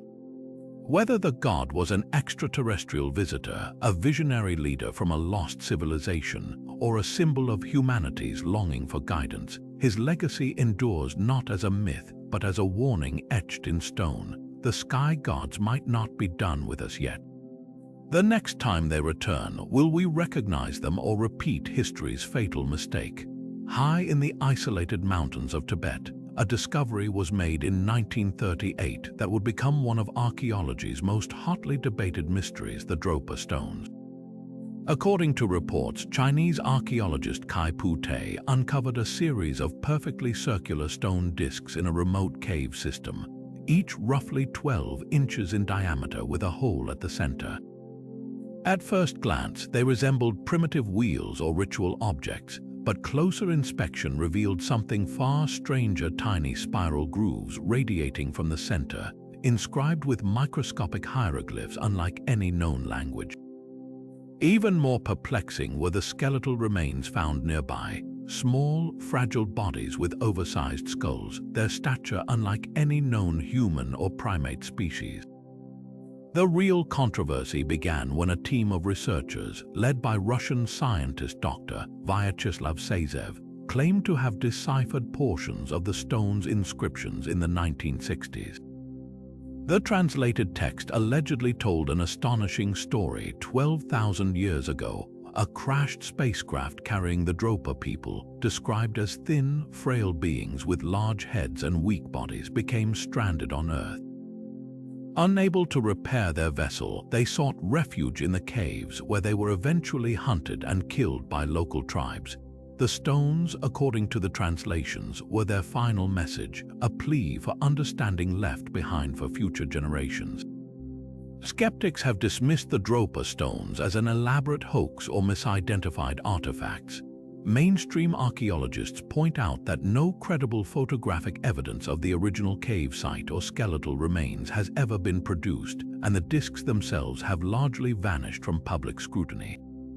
Some scientists speculate they could be ancient Bai discs, ritual jade objects common in Neolithic Chinese cultures, while others suggest the intricate grooves might be nothing more than natural geological formations. But the mystery deepens when you consider the cultural context. Tibetan folklore speaks of the Des Opa or Dropa, a race of small, yellow-skinned beings who descended from the clouds in iron birds. These legends, passed down for centuries before the stones were discovered, describe the Des Opa as frail but wise, possessing knowledge of the stars and strange machines. Even more intriguing are reports from the region of unusually high levels of background radiation in certain caves, a detail that fuels speculation about possible crashed extraterrestrial technology. The few surviving images of the stones show markings that don't match any known script, yet some linguists note similarities to the undeciphered Rongorongo script of Easter Island, another isolated culture with its own legends of sky gods. Could these be fragments of a lost global language or evidence of something far older and stranger? Whether the Dropa stones are an elaborate fabrication, a misunderstood archaeological find, or genuine remnants of an ancient extraterrestrial encounter, their story lingers in the shadows of academia. They challenge us to ask how many other artifacts, dismissed as myth or fraud, might hold secrets we're not yet ready to accept.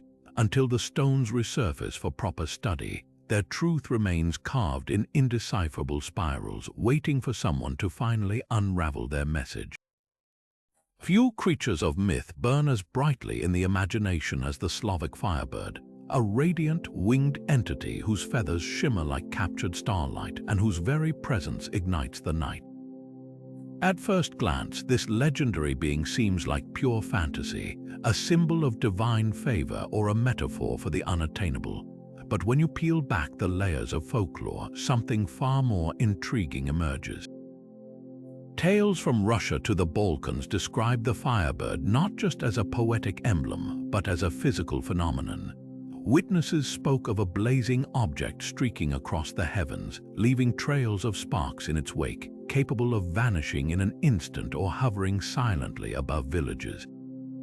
These accounts, passed down through generations, bear an uncanny resemblance to modern reports of unidentified aerial phenomena, right down to the eerie, almost intelligent behavior attributed to the creature.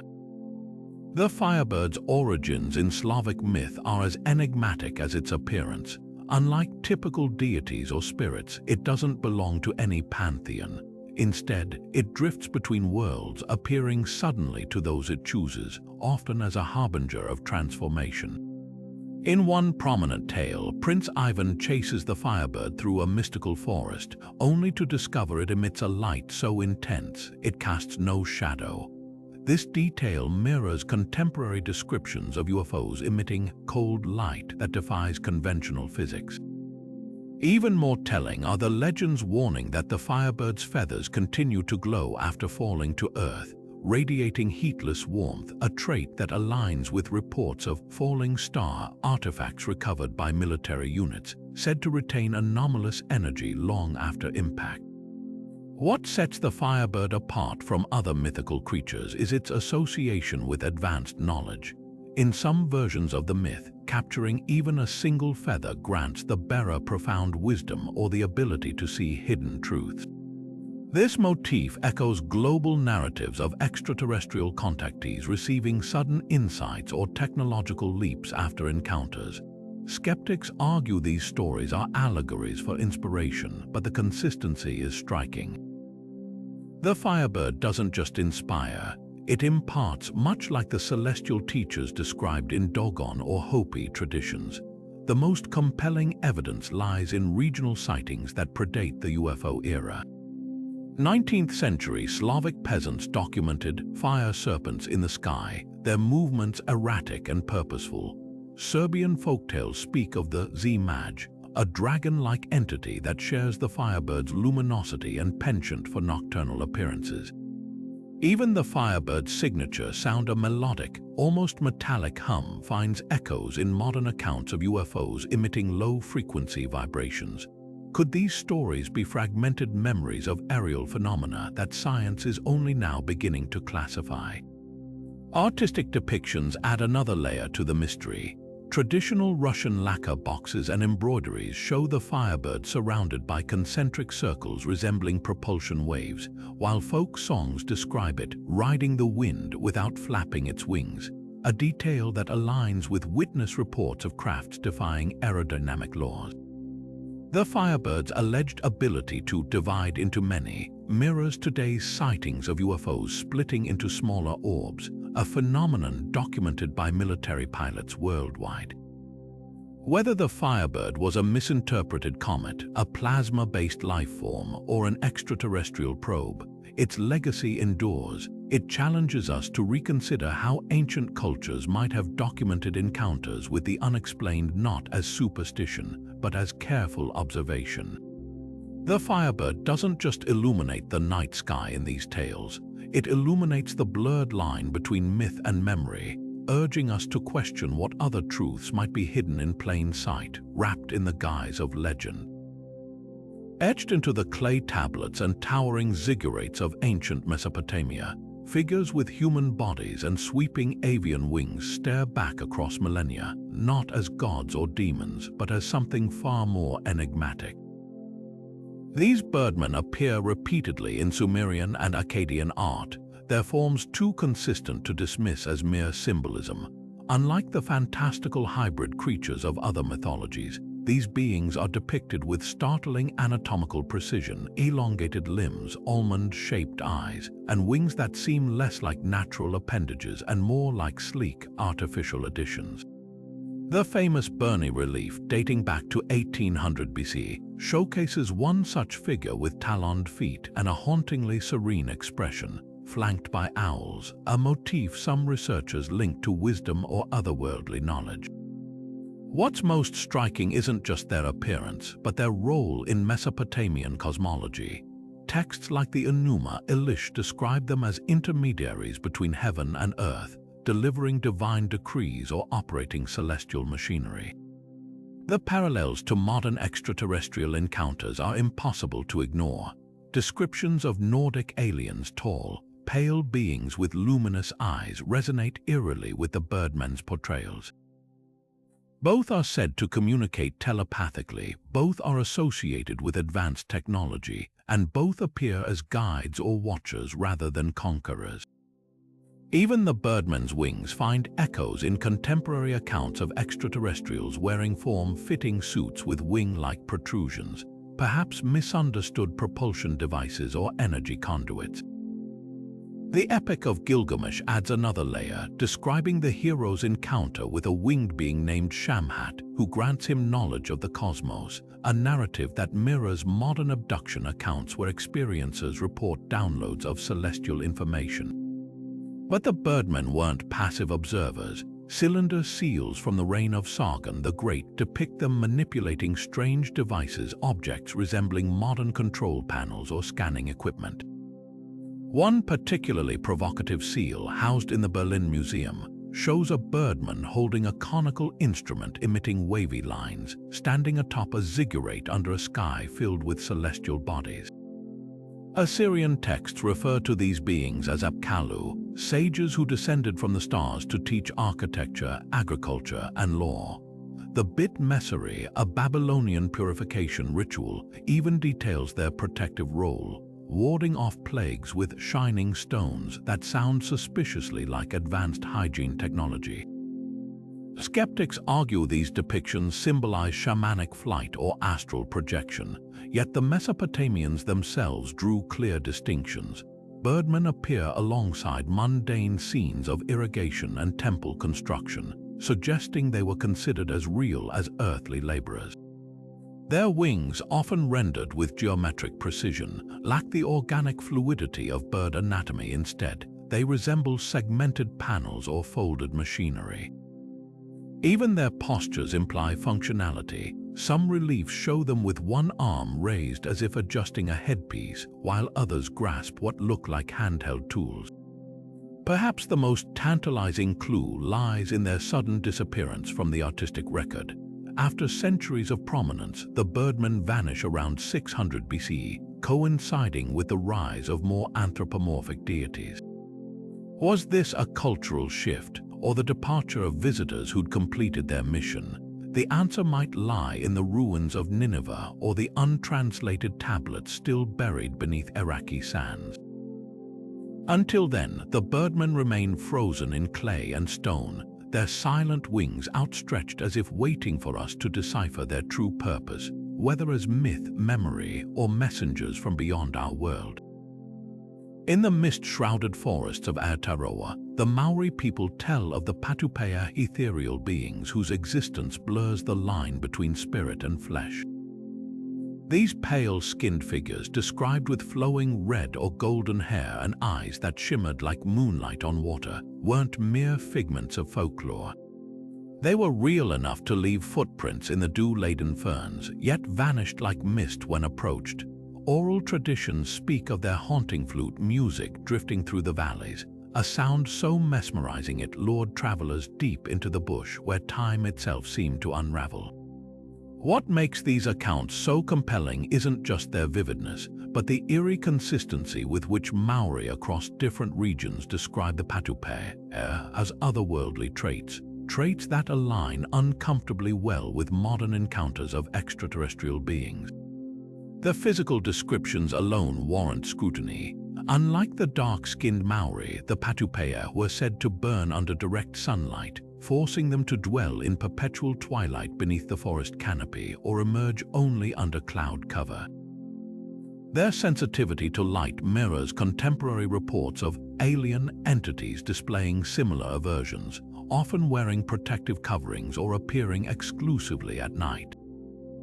Even their dwellings defy conventional explanations, floating villages suspended between mountain peaks, accessible only by invisible bridges.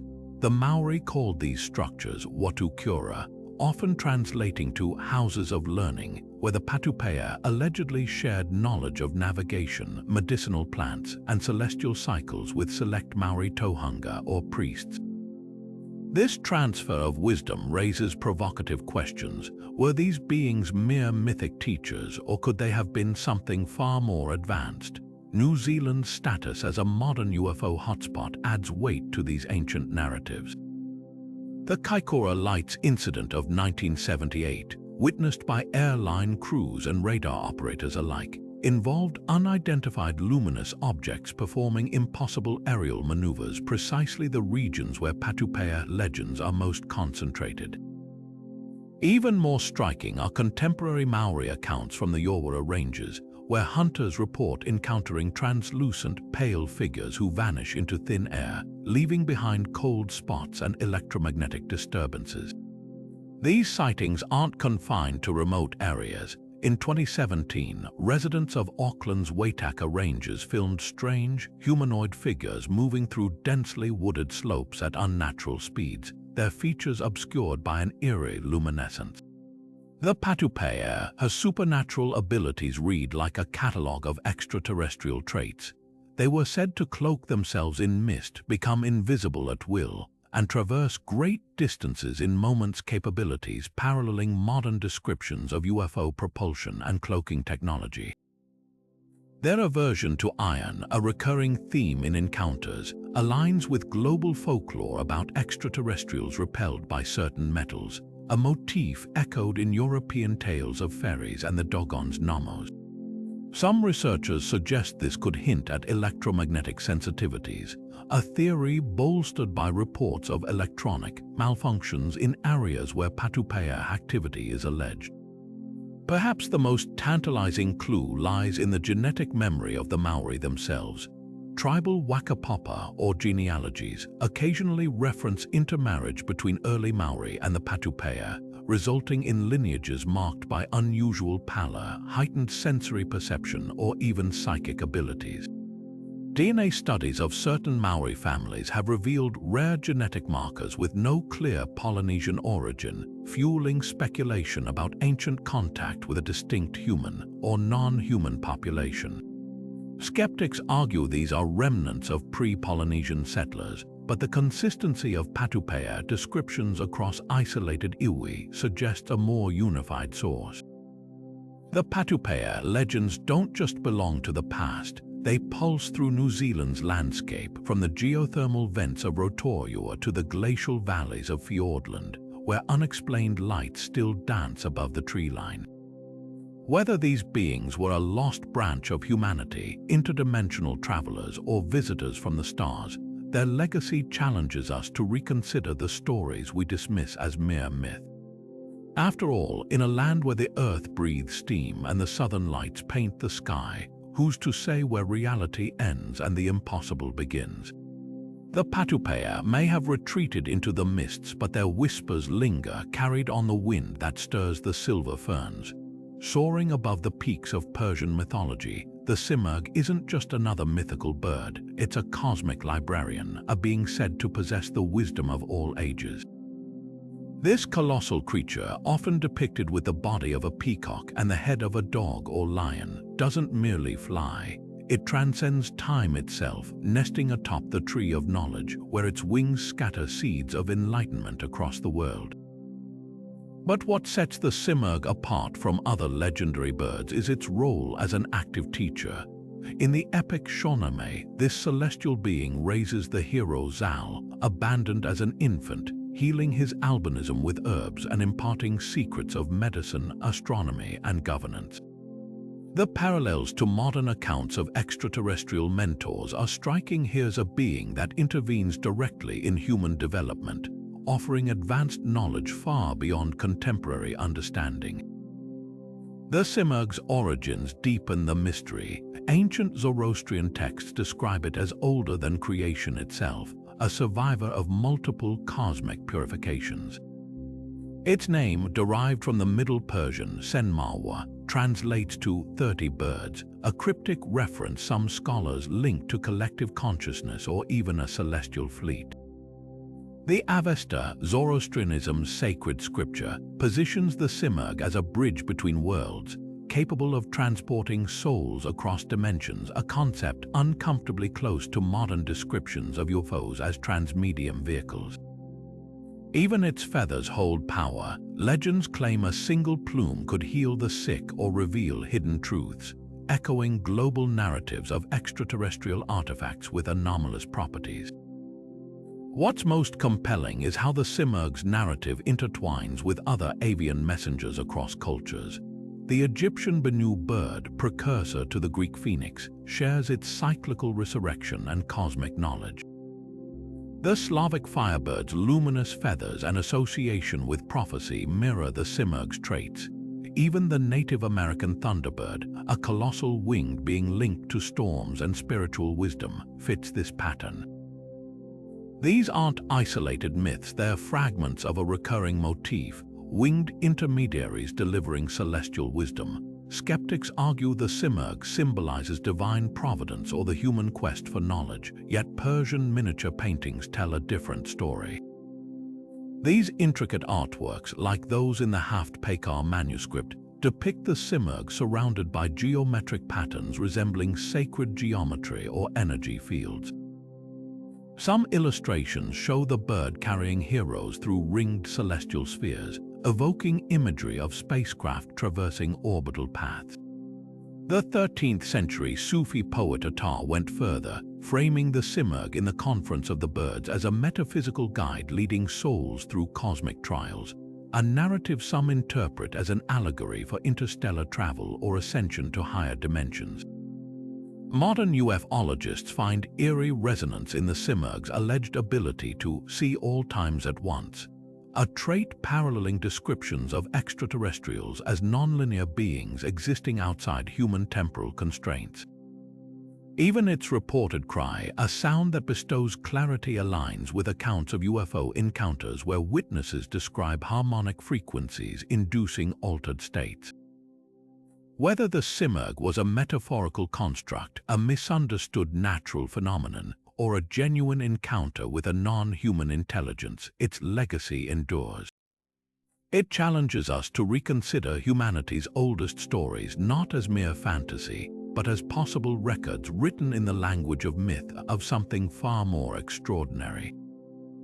Buried deep within the caves of Armenia's Sunik province, a series of ancient paintings sends shivers down the spine of anyone familiar with modern UFO lore. These aren't the usual hunting scenes or shamanic figures found in prehistoric art. These depict humanoid forms with oversized, almond-shaped eyes, elongated skulls, and spindly limbs, their Inkai silhouettes stretching across the rock walls with eerie precision. Dated to around 7,000 years ago, these figures bear an uncanny resemblance to today's gray aliens, the quintessential extraterrestrial archetype described in countless abduction accounts. The similarities are too precise to dismiss the tapered chins, the wraith-like proportions, even the way some figures are clustered in groups as if documenting a collective encounter. What makes these paintings so provocative is their isolation. While other ancient cultures depicted hybrid creatures or gods, the Armenian cave art focuses exclusively on these otherworldly beings, often showing them interacting with stick-figure humans in poses that suggest examination or exchange. One particularly chilling panel shows a larger gray holding an object toward a human's head while radial lines, perhaps representing light or energy, connect the two. Another depicts a row of these beings standing beneath a series of circular shapes hovering in the sky, reminiscent of modern UFO formations. Archaeologists have long classified these scenes as ritualistic imagery, but the specificity of the designs raises unsettling questions. How could Neolithic artists with no cultural framework for extraterrestrials conjure figures so identical to those reported millennia later? The debate intensifies when examining the pigments used. Spectrographic analysis reveals the black dye contains traces of manganese and iron oxide, materials with conductive properties that some theorists link to electromagnetic phenomena. Even more intriguing are the caves themselves, situated near the Zoratz-Kara megalithic complex, often called Armenia's Stonehenge. This alignment of standing stones functions as an ancient astronomical observatory with precise sightlines to solstices and celestial events. Could the cave paintings and the observatory be connected, a record of something witnessed in the skies, then studied from the ground? Local folklore adds fuel to the fire, with medieval Armenian texts referencing star demons who descended to steal knowledge, their descriptions mirroring the cave figures. Mainstream scholars propose these paintings represent stylized ancestor spirits or shamanic visions induced by hallucinogens, but the counterarguments are compelling. Unlike the exaggerated, symbolic art of other ancient cultures, the Armenian figures are rendered with almost clinical simplicity, lacking the decorative flourishes typical of ritual art. The human figures nearby are anatomically accurate, making the greys stand out as deliberate outliers. Even the cave's acoustics play a role. Certain chambers amplify sound in ways that produce low-frequency vibrations, a phenomenon linked to altered states of consciousness. Could this explain the encounters, or does it hint at something more technological, a resonance that attracted or facilitated otherworldly visitors?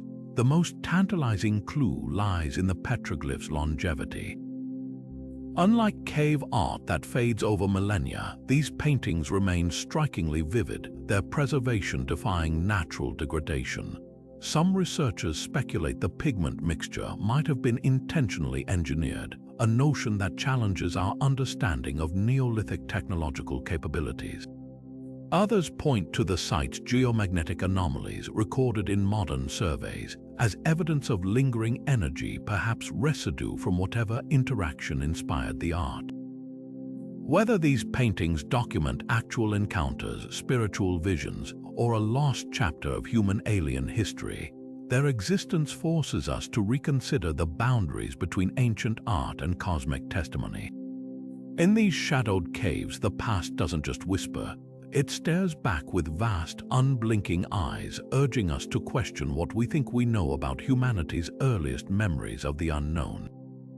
Deep in the snow-covered forests of ancient Finland, a collection of epic poems known as the Kalevala weaves tales of heroes whose adventures defy the limits of ordinary mythology. Among these stories are accounts of Väinämöinen, the eternal sage, and Ilmarinen, the divine smith figures who traverse great distances in vessels described with startling technological detail.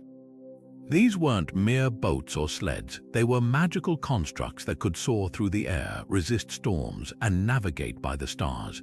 The epic describes Väinämöinen's vessel as being forged from materials harder than iron, propelled by an unseen force, and capable of journeying not just across lakes but into the upper reaches of the sky. To modern eyes, these descriptions read less like poetic fantasy and more like accounts of advanced aerospace vehicles. What makes these passages especially compelling is their specificity. The Kalevala recounts how Ilmarinen crafted a mechanical eagle with brass talons and hollow bones filled with fire, a creation that carried him effortlessly through the heavens. The language used phrases like, "The vessel hummed like a hive of bees," and "light flashed from its sides like the midday sun," echoes contemporary reports of UFO encounters where witnesses describe low-frequency vibrations and sudden bursts of radiant energy. Even more intriguing is the recurring theme of navigation by the eternal constellations, suggesting a sophisticated understanding of celestial mechanics long before such knowledge was common.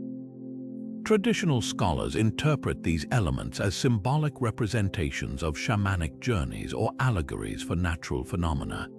They argue that the Kalevala's magical vessels reflect the Finnish people's deep connection to waterways, with flight symbolizing spiritual ascension rather than literal travel. Yet, this perspective struggles to explain the mechanical precision of the descriptions.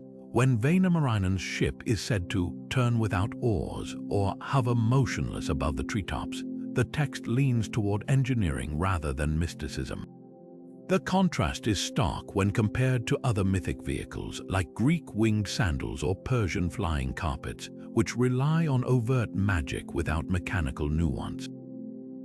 The debate takes an even sharper turn when examining the Sampo, a mysterious artifact central to the Kalevala's narrative. Described as a many-sided mill that generates endless wealth, the Sampo has been interpreted as everything from a grain grinder to a cosmic engine. Some researchers, however, see parallels between its functions and modern energy-generating devices, its rotating parts, its ability to produce flour, salt, and gold, possibly metaphors for essential resources, and its eventual destruction, which sends fragments into the sea and sky like scattered debris from an exploded reactor. The poem's account of the Sampo's creation, involving alloys unknown to mortals and tools forged in the heart of a star, only deepens the impression that this was no ordinary object. What's often overlooked is the Kalevala's insistence on the physicality of these wonders. Unlike the ephemeral spirits of Slavic folklore or the dreamlike realms of Celtic myth, the Finnish heroes interact with their flying vessels and machines in tangible ways.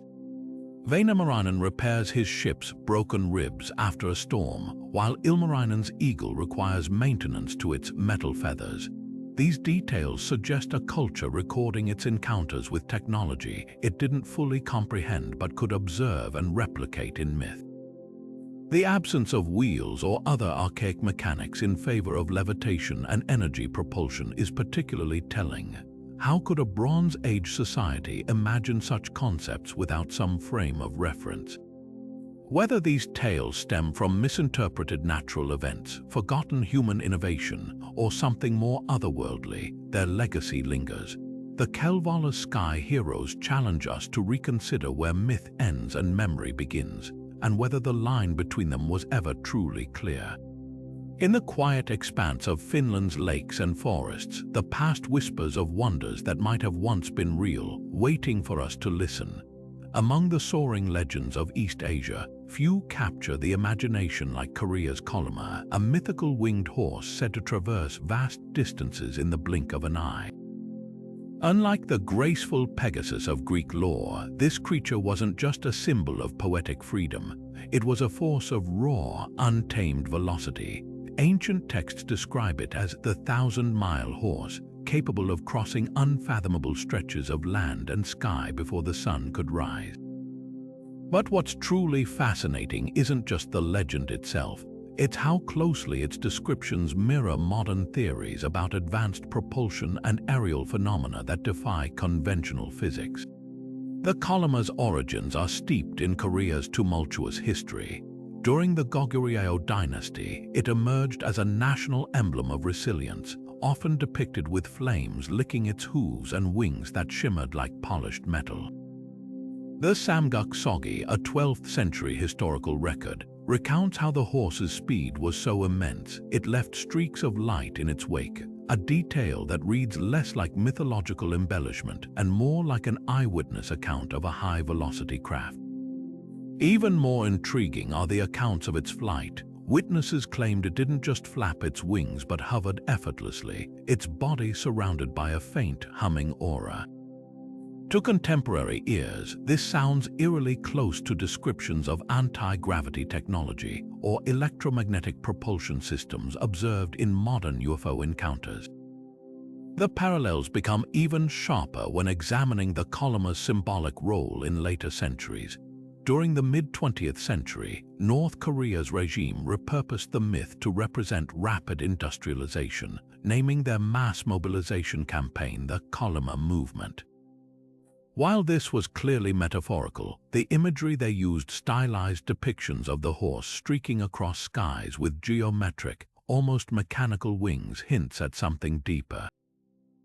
Could this have been a subconscious nod to an older, forgotten truth?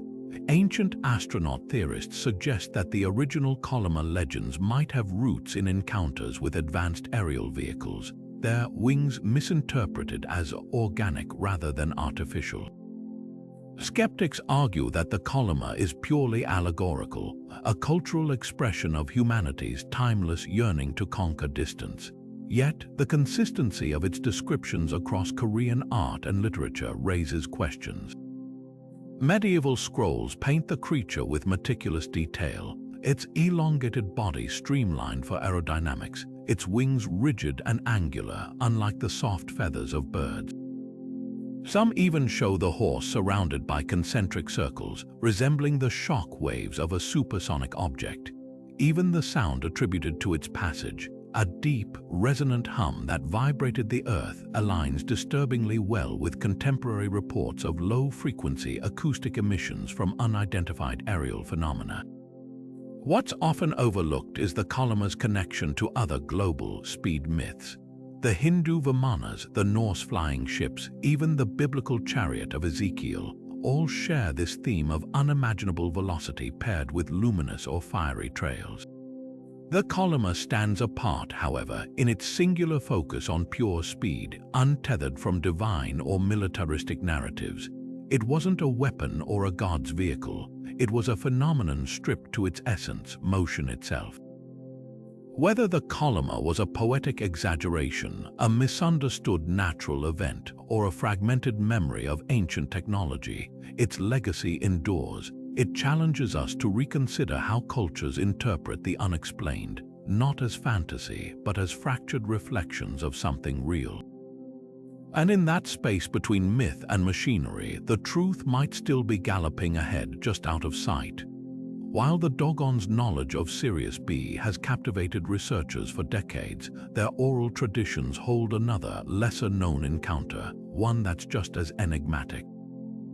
This is the legend of the Fox's Message, a cryptic tale that diverges sharply from the amphibious Nommos but raises equally profound questions. According to Dogon elders, long after the Nommos departed, a second visitor arrived, this time taking the form of a desert fox.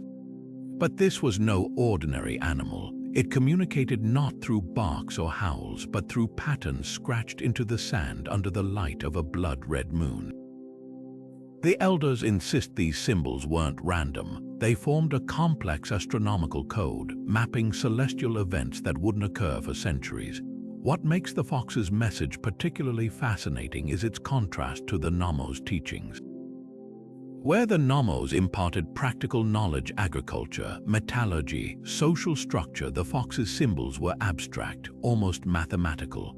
Some researchers, like ethnographer Marcel Grioul, recorded Dogon shamans interpreting these patterns as warnings, equations predicting planetary alignments that would trigger earthquakes or droughts. Even more intriguing is the Fox's alleged behavior. Unlike the benevolent Nommos, it refused direct contact, vanishing whenever humans approached, leaving only its eerie glyphs behind. This has led some to speculate that the Fox wasn't just another emissary, but a kind of automated probe, a celestial observer leaving coded updates for those advanced enough to decipher them.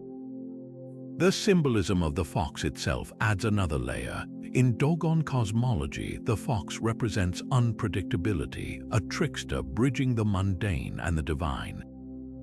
Its association with the color red, echoed in the blood moon of the legend, finds parallels in global UFO lore, where crimson lights often signal high alert encounters. Skeptics argue the tale is purely allegorical, a warning against arrogance in interpreting cosmic signs.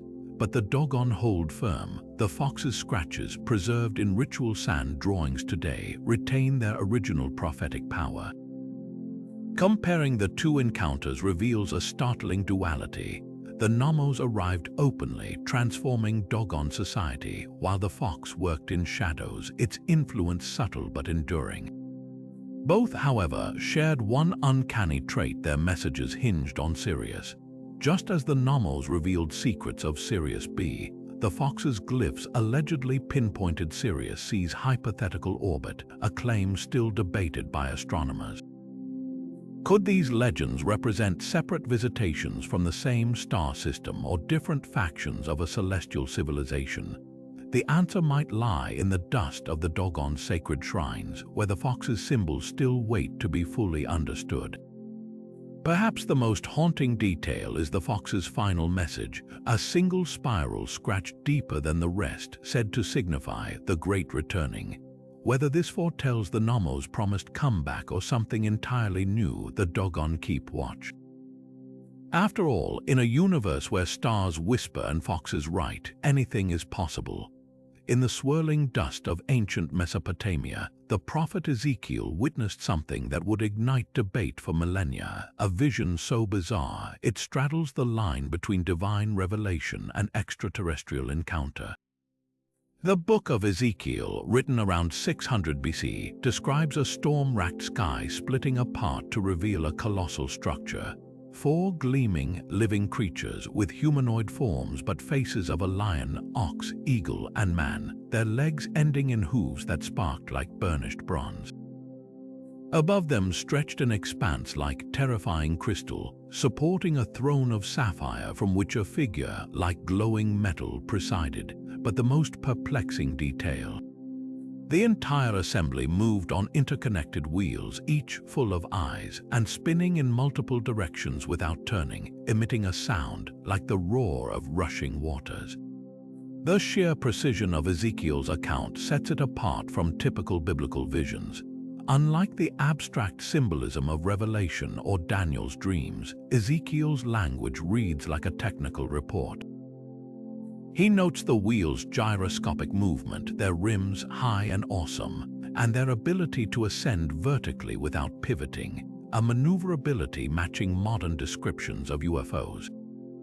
When aerospace engineer Joseph Blumrich attempted to debunk the spaceship theory in the 1970s, he ended up reverse engineering the wheels as a feasible omnidirectional landing system, even patenting a design inspired by Ezekiel's description.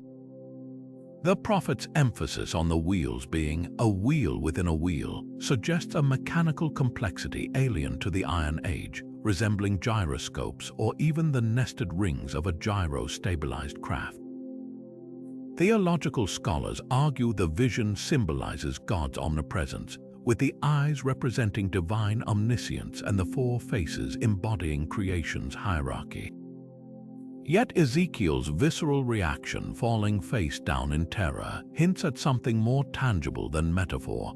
The text describes physical effects: a hand extending to lift him, a scroll thrust into his grip, even the sensation of being transported to another location. These details align with modern abduction narratives, where witnesses report paralysis, telepathic communication, and missing time. Even the likeness of a throne could be interpreted as a command chair, its occupant's radiant appearance consistent with descriptions of beings in illuminated suits or energy fields.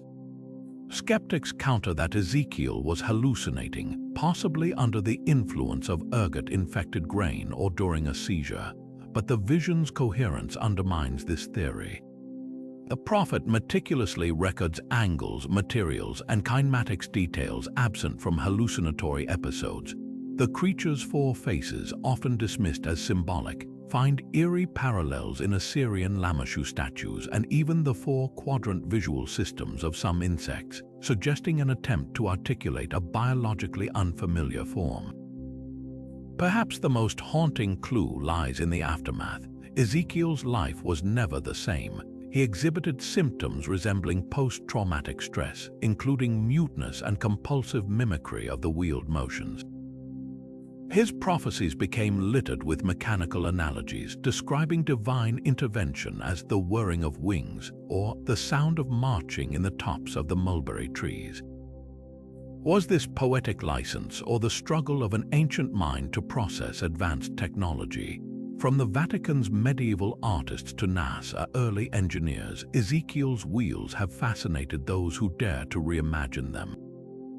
Whether they were a glimpse of celestial machinery, a psychological breaking point, or something beyond our current frameworks, their truth hovers just out of reach, much like the enigmatic craft they might have inspired.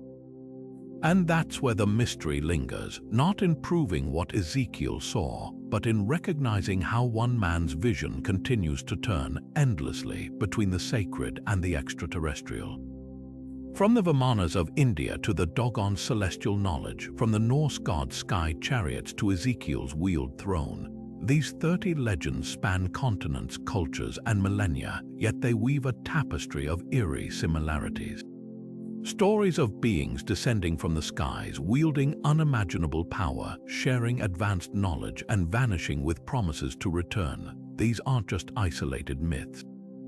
They're fragments of a global puzzle, one that challenges our understanding of history itself. Whether it's the Anunnaki mining gold in Sumer, the Hopi Sky People warning of future upheavals, or the Armenian cave paintings depicting gray-like figures, the overlap with modern UFO encounters is too consistent to ignore.